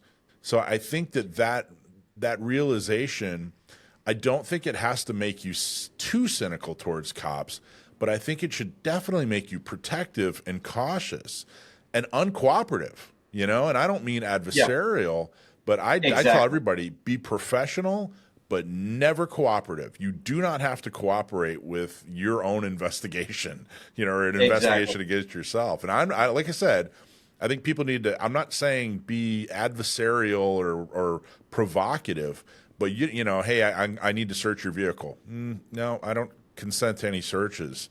You don't have to cooperate and say, yeah, you should search my vehicle. I'm a good guy. You're a cop. Yeah. And I can't tell you how many times, very innocent people that they've broken no laws. Yeah. And they because there's this mindset that we as gun owners have, and I'm sure there will probably be people on this video going, "Oh, if you've got nothing to fear, why would you not consent? If you got nothing to hide." Well, that's not the point of the Fourth Amendment. The point of the Fourth Amendment is to prevent any unreasonable searches and seizures. And my response to that is, well, since I have nothing to hide, you have no reason to search my vehicle. It's that simple. And you're right, because I have clients that they're doing absolutely nothing wrong. And hey, do you mind if I search the vehicle? Oh, not at all. And they go and they search the vehicle, and they find some grass clippings, and like, oh, this is shake. And then next thing you know, you're under arrest for weed that's really nothing more than grass. And or since I'm a Second Amendment attorney, what I find most often is when they find a gun in the car. And at least here in Texas, you can have a gun in your car. It can be loaded, unloaded, one in the chamber, not in the chamber. You can have a 100 round magazine or a 10 round magazine. It doesn't matter. You can have 50 guns in your car. You can have one gun in your car. But these people are not breaking any laws. And also, by the way, in Texas and in the Fifth Circuit, they have found the law that bans guns from 18 to 20-year-olds as unconstitutional. I think some of the other circuits have found that as well. And so, my client will be 19, 20 years old. There's a gun in the vehicle. And by the way, in Texas, even if you're 16 years old and you're in your own vehicle, you can have a gun in the car, as long as you're the driver. Mm-hmm. And then they will charge this person who allowed them to search the car. The cop finds a gun in the center console, gets all upset, and charges him with unlawful carry because he's only 18 or 19. And I've got to go in there and sue the cop because he should have known that you can't enforce that law because it was ruled unconstitutional. Wow. But had he not allowed the search to begin with, they would have never found that gun at all. And here's the thing: if you get pulled over for a traffic violation, mm-hmm. There's no reason for them to do a search of your vehicle because they're pulling you over for a traffic violation. And if they're asking to search the vehicle, they're unlawfully and unconstitutionally extending the reason for that search. And that's a Fourth Amendment violation. So you should never do that. Just say, look, officer, I've given you my license. Everything you need to know is on my license. This is what I tell my clients. Anytime they ask a question, hey, where are you going? Officer, everything you need to know is on my license. Where are you coming from? Everything you need to know is on my license. You got any guns in the car? Officer, everything you need to know is on my license. Or you can say, with all due respect, I prefer not to answer any questions. Everything you need is on my license. Like, literally be a broken record. Every single question they ask you, officer, with all due respect, I don't want to answer any questions. Everything you need to know is on my license. Now, what I do with my clients, I've got my business card here. I say, give them my business card. When you open it up, it says, notice to law enforcement. And it's got all the rights on there. You probably can't see that, it's a little too small, but it's got all my clients' rights. I say, don't answer any questions, hand them my card, open it up and tell them to read that. That's everything they need to know. Wow. And it's just, I do not consent to searches. I do not want to answer questions without my attorney. I'm not going to answer any questions about where I've been or my day or any of that kind of stuff. And that's what we've got to get into. And too many people think that doing that is disrespectful. Well, do it in a respectful manner. Like I said, don't say, F you, I ain't answering no questions. Right. Just with all due respect, I'm not going to answer any questions, and everything you need is on my license. Even to the point, I mean, this is me personally, if they say, is this your current address? Officer, with all due respect, everything you need to know is on my license. I literally answer 0 questions. I don't care. Well, I need to know if this is your current address. Officer, everything you need to know is on my license. That's it. Well, okay, so I think we've sufficiently beat up on cops. Let's beat up on bureaucrats now. So they took your gun. How was it getting your gun back? Talk a little bit about that. It was a fight because as long as you're on appeal on a case, that case has the potential, any level all the way up to the Supreme Court, mm-hmm. can remand your case back to trial and tell the court, do it right this time. And so for that reason, they have to keep everything as evidence as long as the appeals process is going on. In my case, that took 4 years. Once I abandoned my last appeal, which was an appeal to the Supreme Court because I ran out of money, I had no money. I abandoned my appeal, then I was able to get my guns back. And depending on where you are, at least in Texas, and depending on which state you're in, the laws vary on what that means. In some states, if it's a violation of any law involving a firearm, even if you didn't use the firearm, but it's the possession of it or not telling the police officer, the duty to notify, because some states have a duty to notify where you have to tell the police officer that you're armed. Texas is not one of them. Then they can keep that gun after the case is all over with. In Texas, unless you're a prohibited person or unless the firearm is an illegal firearm, They are required to give it back to you. And that's what it took me 4 years to do that. And that's what I do a lot for clients now is when they've been falsely arrested and I get their case dismissed, the prosecutors and the judge try to, okay, well, we're going to dismiss this, but I'm going to order that they seize your weapon. I'm going to say, nope, judge, you can't do that.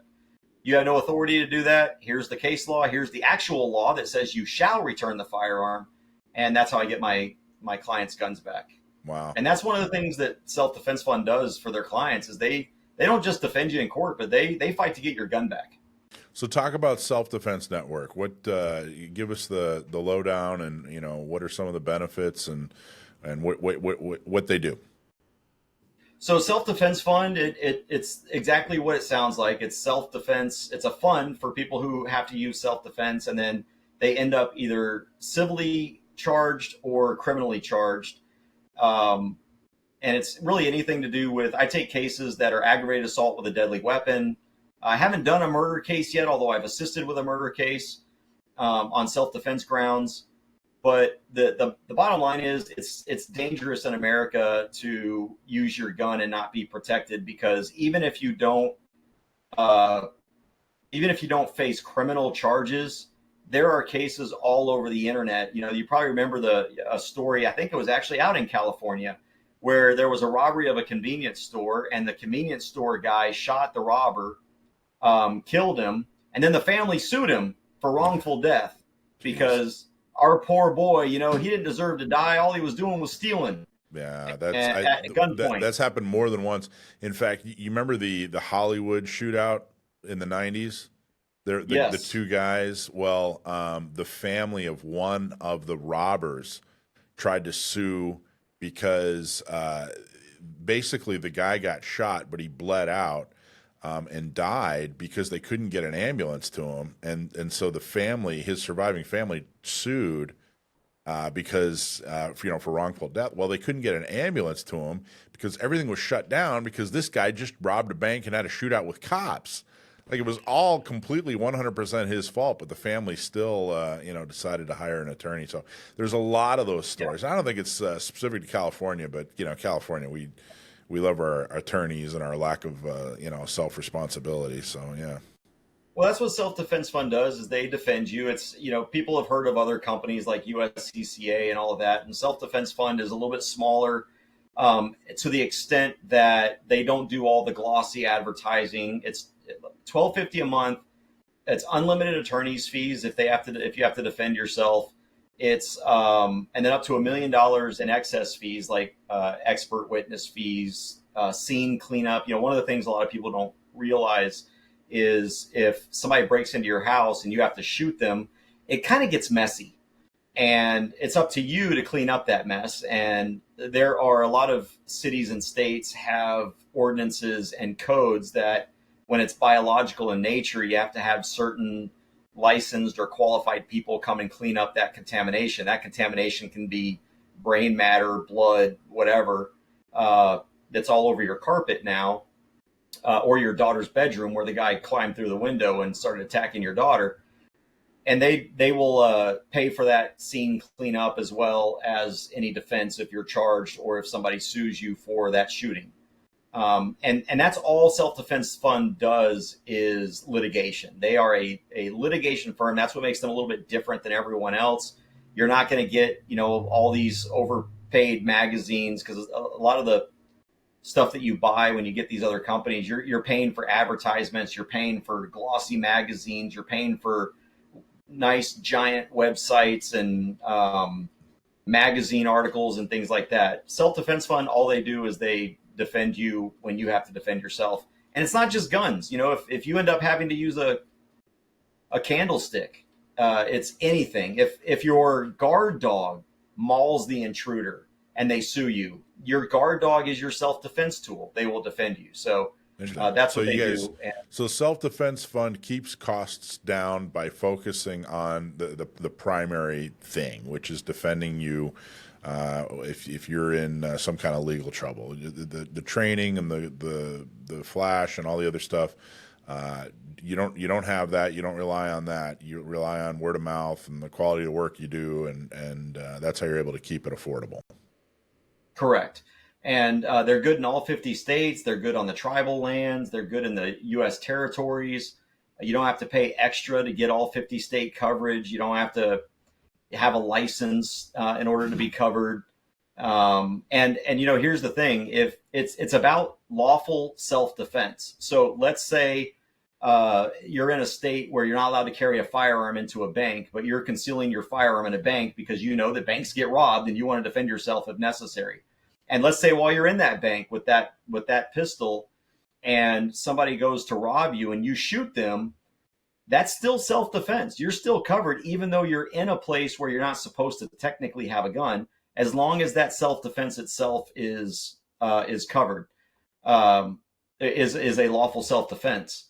Now, if all you're charged with is, carrying a firearm in an illegal place, that's not what self-defense fund does, because that's a whole separate charge. So if they find that it was a justifiable homicide or a justifiable shooting in self-defense, then you don't really need self-defense fund. But I will also tell you, in those kinds of cases, based on the facts, self-defense fund has a separate fund where if they want to challenge the constitutionality of a law of one of their members that they're charged with, for example, carrying in a bank, right? Mm-hmm. You shouldn't be disarmed carrying into a bank. You're just as susceptible there as you are walking to the bank or walking from the bank. There's a possibility that SDF would take that case anyway, even though it's not self-defense related, just to challenge that law, which should rightly be challenged. Awesome. Okay. So Self-Defense Fund, what's your website? Self-Defense Fund, that's F-U-N-D, selfdefensefund.com. Very easy, or .net, either one. Okay, perfect. Anything else you want our listeners to know about the Second Amendment or guns or self-defense fund or anything? Yeah. So what's the only other thing I wanted to add, and I don't know how much time you got, but I'll make it quick. Sure. The first thing you do, people are like, well, what do I do after a self-defense fund shoot or a self-defense shooting? What do I do? So the very first thing that you do is call your attorney. Okay. The guy's already dead. He's not getting any deader. You don't need to call 911. Call your attorney and say, hey, I just had this incident. What do I do? And then you can either call 911 together, or your attorney will say, go ahead and call 911. Just tell them that there's been a shooting, you feared for your life, and you defended yourself, and that's it. Don't answer any other questions.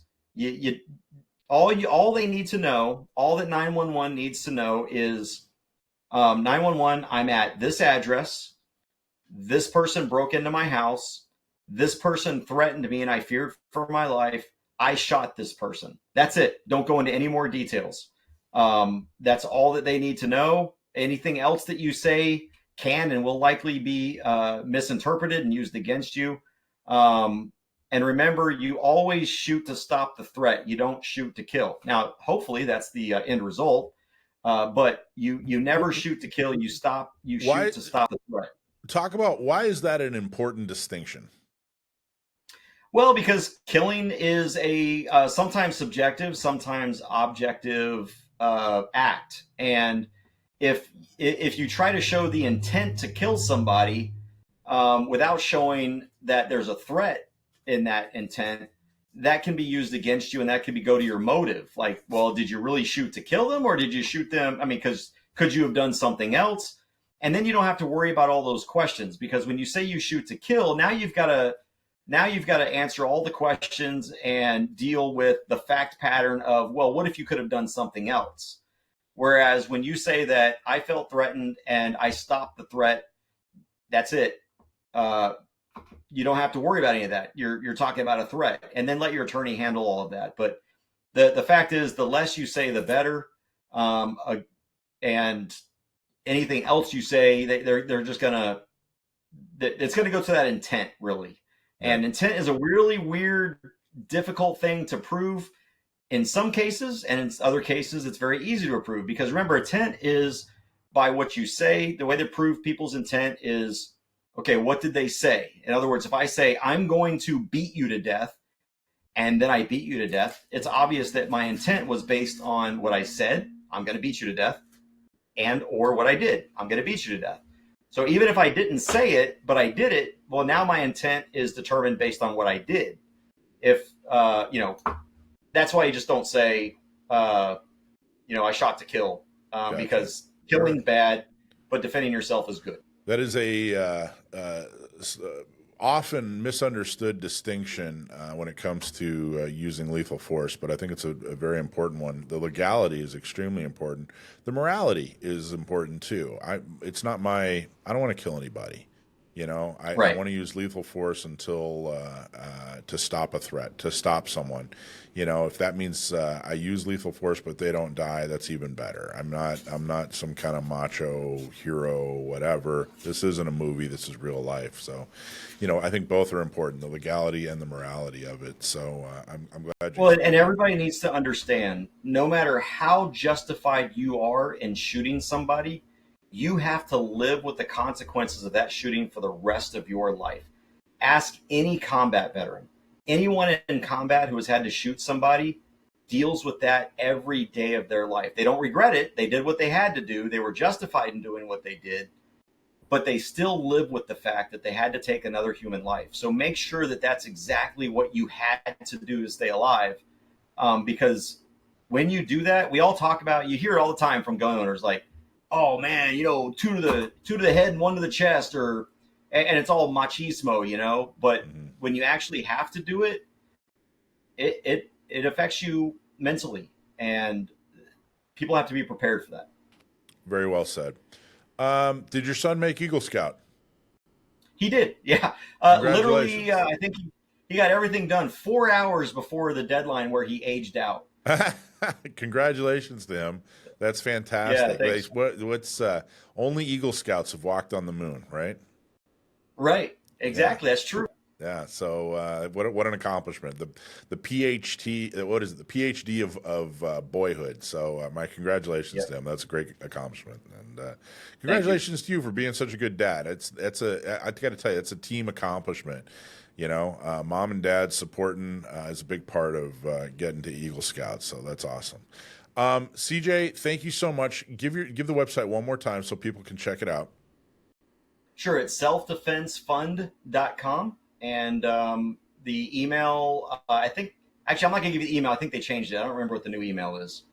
But check out selfdefensefund.com and see if it's right for you. And CJ, thanks, man. This is great. I look forward to having you on the show again. I think you're a very well-spoken, excellent resource. I enjoyed your story very much. We might post a link to the video so people can see the video of you on your hike, because it's pretty fascinating. I can see why you were motivated to become an attorney. So, but thank you. Well, what's interesting is that that hike was just sort of what made me become an activist. Being an activist and getting arrested and tased and having my head cracked open and almost parked by the police for open carrying. That's what caused me to be an attorney. Jeez. Well, thank you for all you do. Thank you, sir. Thanks for all you do as well.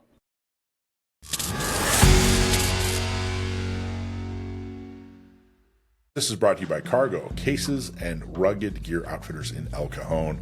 Go to cargostores.com, buy something today, or visit them at 423 Broadway in El Cajon. There are two enemies of your firearms, rust and the government.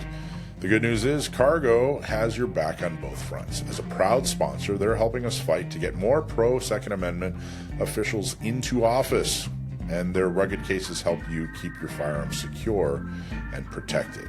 Built like a tank, Cargo cases are stackable, weatherproof, and ready for anything. Whether you're hitting the range or going off the grid, you need a Cargo case. Whether for your gun or other equipment, you need a Cargo case. And here's something that's just for our listeners. If you buy a Cargo case in the store at Cargo Rugged Gear Outfitters in El Cajon, just mention Gun Owners Radio, and you're going to get a free desiccant pack. And that's going to help keep your gear bone dry, battle ready, and rust free.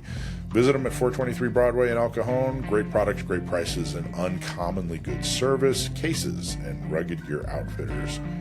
Cargo. Check them out. All right, so I was reading an article the other day, and I thought it was really interesting and wanted to kind of get your guys' opinions on it too, but I'll kind of start off with just a brief description. So basically, in Baltimore County, a lot of their high schools have a gun detection system that alerts police if it sees anything that is suspicious. And so I'm reading this from The Guardian. The title of the article is U.S. Student Handcuffed After AI System Mistook a Bag of Chips for a Gun. Jeez. Yeah, it starts off strong. All right. An AI system apparently mistook a high school student's bag of Doritos for a firearm and called local police to tell them that the pupil was armed. Taki Allen, that's the kid's name, was sitting with friends on Monday night outside of his high school in Baltimore eating a snack when police officers with guns approached him. His quote is, "At first, I didn't know what they were going on about until they started walking towards me with guns, talking about get on the ground, and I was like, what?" Allen said they made him get on his knees, they handcuffed him and searched him, finding nothing. Then they showed him a copy of the picture that had triggered the alert. I was just holding a Doritos bag with two hands, and one of my fingers was out, and they said it looked like a gun. Jeez. Baltimore County High School last year began using this gun detection system, which utilizes the school cameras and AI to detect potential weapons. If it spots something suspicious, it sends an alert to the school and law enforcement officials. The school made a statement. They said, "We understand how upsetting this was for the individual that was searched and other students who witnessed the incident. Our counselors will provide support to the students involved and are available to speak with any students who may need support." One of the things that I don't see mentioned in this article that I heard from somebody else was that the AI detection system has a human element to it. So after the AI detection system sees something suspicious, it alerts the police and the school at the same time. And then somebody at the school has an opportunity to look at the picture and see if it's accurate, see if it really is a gun. And from what I've heard, although I can't find anything on the internet about it, there was a human at the school who actually said, no, this is fine, this wasn't a gun, but the police didn't get that memo. So the police were still en route thinking that they were coming to, an active shooter incident at a high school. So I don't know, I thought it was really interesting because it kind of highlights the day and age that we're in with technology and all the different things available to us for, security. And we know that a lot of school shootings that happen, it takes a little while for the police to actually be called. So I'm all for early detection of shooting, scenarios and getting the police there sooner. But I don't know, this feels like maybe there needs to be a little bit more of a human element where, a kid holding a bag of Doritos isn't being handcuffed and having guns pointed at him. What do you guys think? I think there's a couple of different angles, and that's kind of the practical or pragmatic, part of it, the nuts and bolts part of it. But I don't know. There seems like, I don't know. First off, this whole thing was just kind of a comedy of errors. Right. And I hate to say, I mean, it's a school, which changes everything, right, in a lot of ways. But it's too bad that we're at this point where guns are so taboo and so scary to so many people. You know what I mean? Yeah. That it's an emergency, when there's a firearm involved. And I think that there's probably a lot of legitimate reasons that we're here. Mm-hmm. And there's a whole lot of illegitimate reasons that we're here. But it feels like, with these kinds of issues, we're like chipping away at the edges of a bigger, deeper, horrible problem. Yeah. The idea of detecting a firearm in a school, I mean, I get it, Yeah. I totally understand that. For sure. But it's tough to say. Screwing it up either way, either not detecting a firearm when you should have detected a firearm at a school has horrible consequences. Right. Yeah. But the other way around too, detecting it when there is no firearm, now you get some kid and got cops and blah, blah, blah. Well, and imagine that this kid, doesn't know what's going on, doesn't know the police are looking for him and reaches into his pocket or something. Like, somebody could get shot over this accidentally, and what a tragedy that would be for everyone involved, for the officers responding who think that they're taking down an active killer, to the kid who loses their life. So I think when we're talking about things like active shooters and guns, like the risks are really high. To me, it's similar to swatting. People call SWAT, Right. team, have them show up at your house. People die from that, right? And so I don't know. I think maybe if the photo was being sent to dispatch at the same time, instead of it just being like an alert that somebody has a gun, maybe the picture has to go and then the dispatcher can use their reasoning skill, a little bit more of a human element here at the school level and at the police level.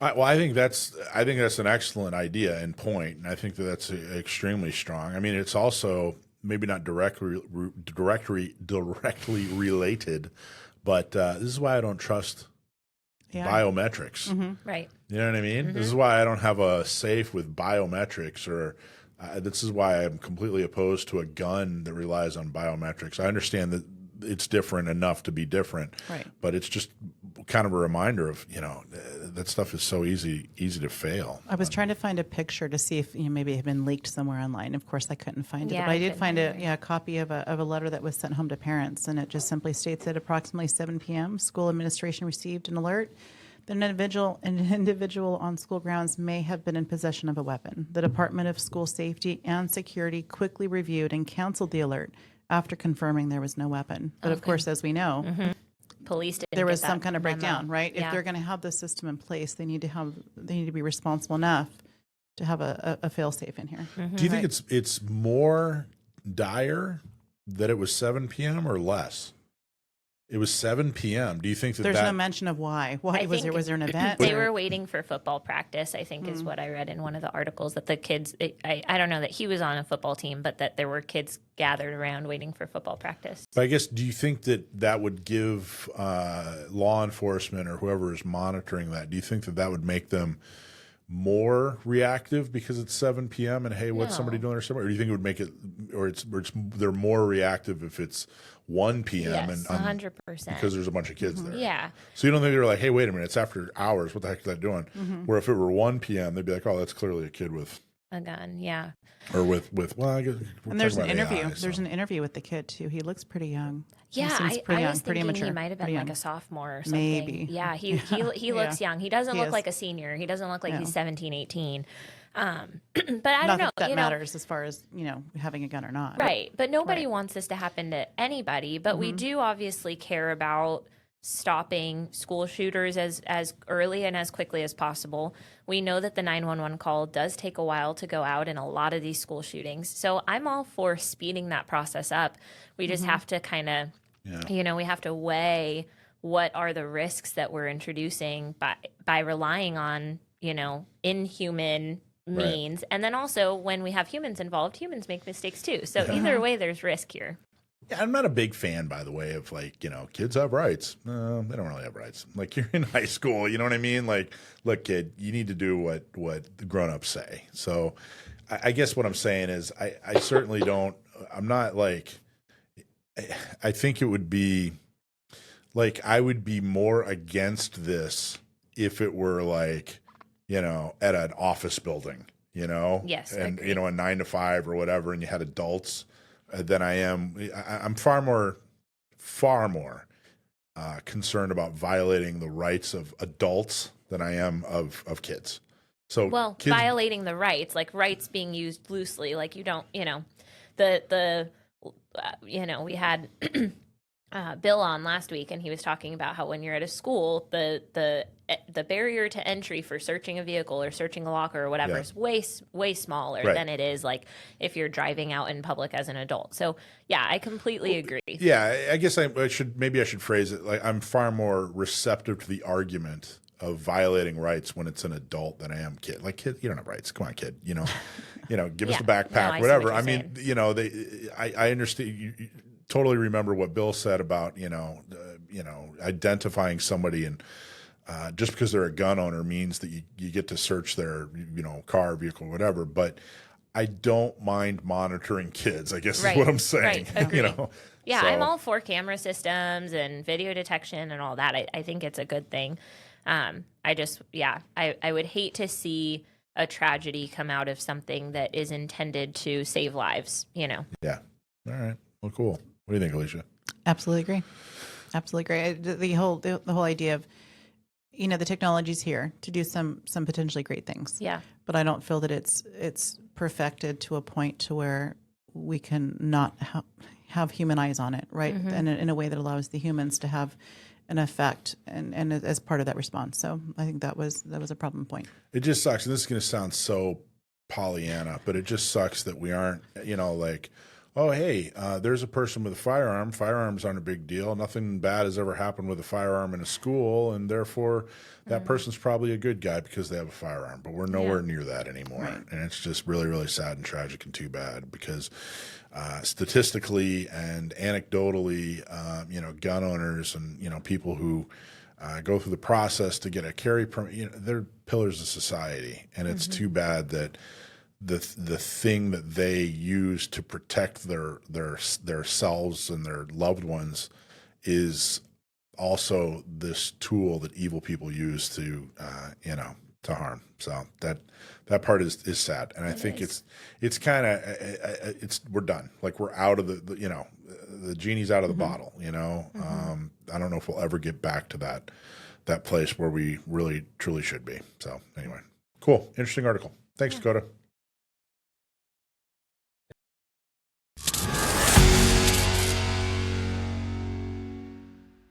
Okay, I don't know if you remember way, way back last week, we had a question for Sam, and he nailed it.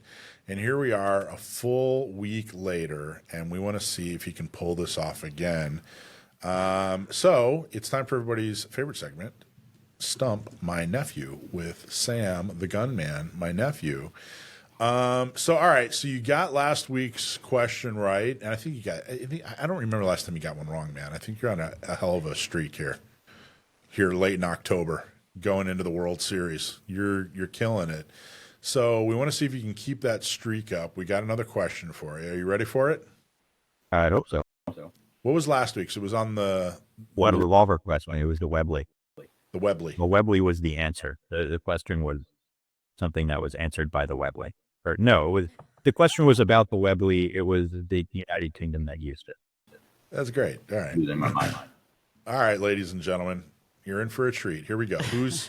Alicia, you got a question for him? I'm going to try and redeem myself from last week. Yes, Okay. I do. All All right. Question comes from me. And the question is, what is the maximum rate of fire for the M16A1? The numbers question. What's the maximum rate of fire for an M16A1?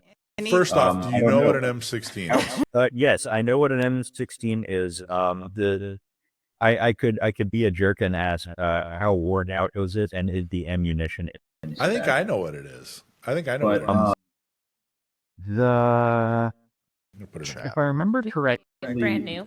what? Should we say it's brand new? Is that the? It's So, any answer I give would have to come off of the specs published by either Colt or by the U.S. government. They give a cyclic rate of fire range, and if I remember correctly, they said it should be 700 to 850 rounds per minute. But that I'm going to go with that because that sounds familiar here. But I don't know what the exact. Can you give a range there, or do you need him to?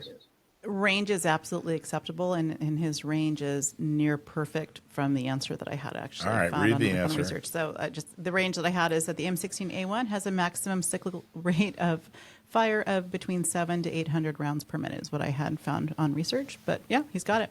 I got to tell you, I Mike think was close. You sent a number in chat, and it was close. But that's not- because I have a really fast finger, so mine can go 900, whereas the standard. Here's a point about that I think bears mentioning. Cyclic rate of fire isn't just, well, obviously it's the number of rounds per minute that the firearm had discharged, regardless of how fast you can play the trigger. So if it's a machine gun, it's just you hold down the trigger and that's how fast it runs. But this is also important for those of us who don't have access to machine guns, because a cyclic rate of fire is closely linked with the velocity of the bolt, or the bolt carrier group in this case. And if your bolt carrier group is moving too fast because the gun is overgassed or because you don't have a massive enough buffer in it, if it's an AR, then you get the same problem as would be really obvious. Like you'd be able to notice these things easily if it was a machine gun because your cyclic rate would be way too fast. But you have to figure those things out different ways by looking at like the ejection pattern, or sometimes the racks will get marred if the gun is running too fast, things like that. But so what you're saying is it's not that they can't make the gun go faster than 800. It's that the pieces parts on the gun won't handle it if it goes faster than 800. exactly. And like you don't believe me. This is what it was like. I'm going to interrupt you, and then you can finish. This is what it was like growing up with my dad.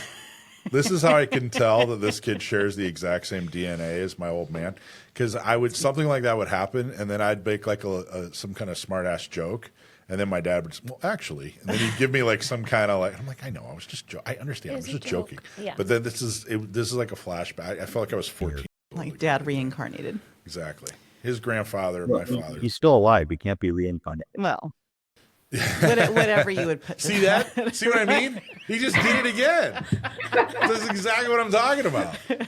Technically, reincarnation will require that. All right. I've talked about high cyclic rates of fire causing problems because there's more wear placed on the components.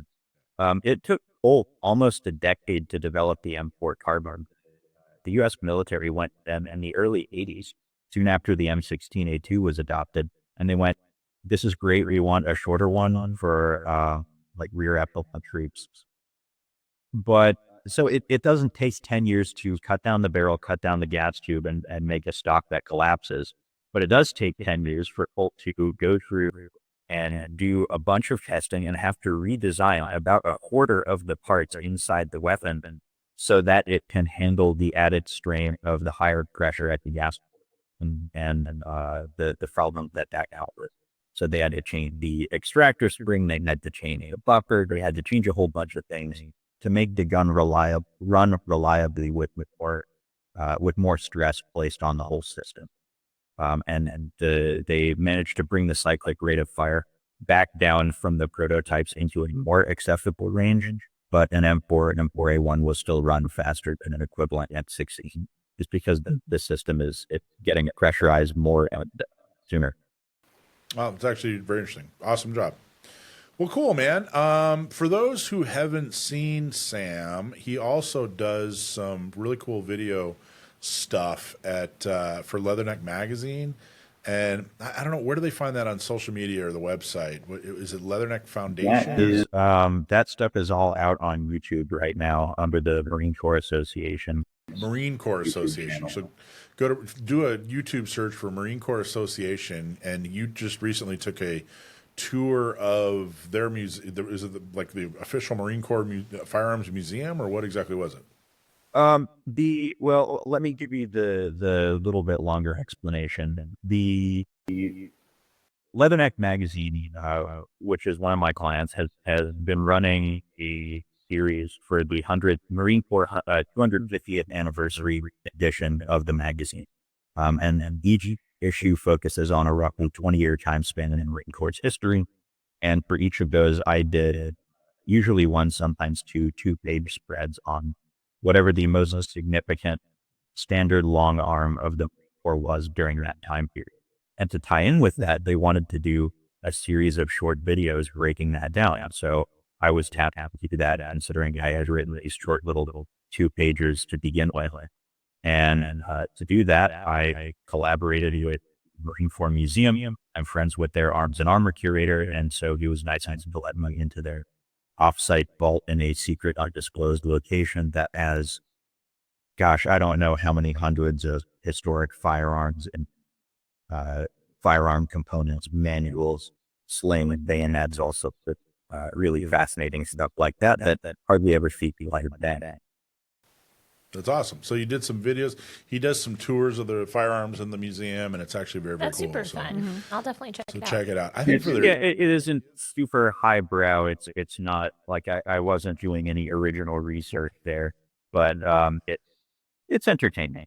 It is entertaining. It's awesome. I think since for their 250th, I think that Leatherneck Magazine should do like a couple of throwback issues where they have like a centerfold you know, but it's like you unfold it and it's like a Grand, or you unfold it and it's like a Harrier, a Marine Corps Harrier or something like that. That would be cool. You know? That would be cool, right? It's cooler when I thought of it in my head, I guess. Sam, awesome job. You nailed it just like you did last week. You had a whole week to gloat and think about how great you did last week, and you came in strong this week and you nailed it and then some. Congratulations. Well, thanks for having me on. As always, fun question. You bet, bud. Talk to you next week. Yep. See you later.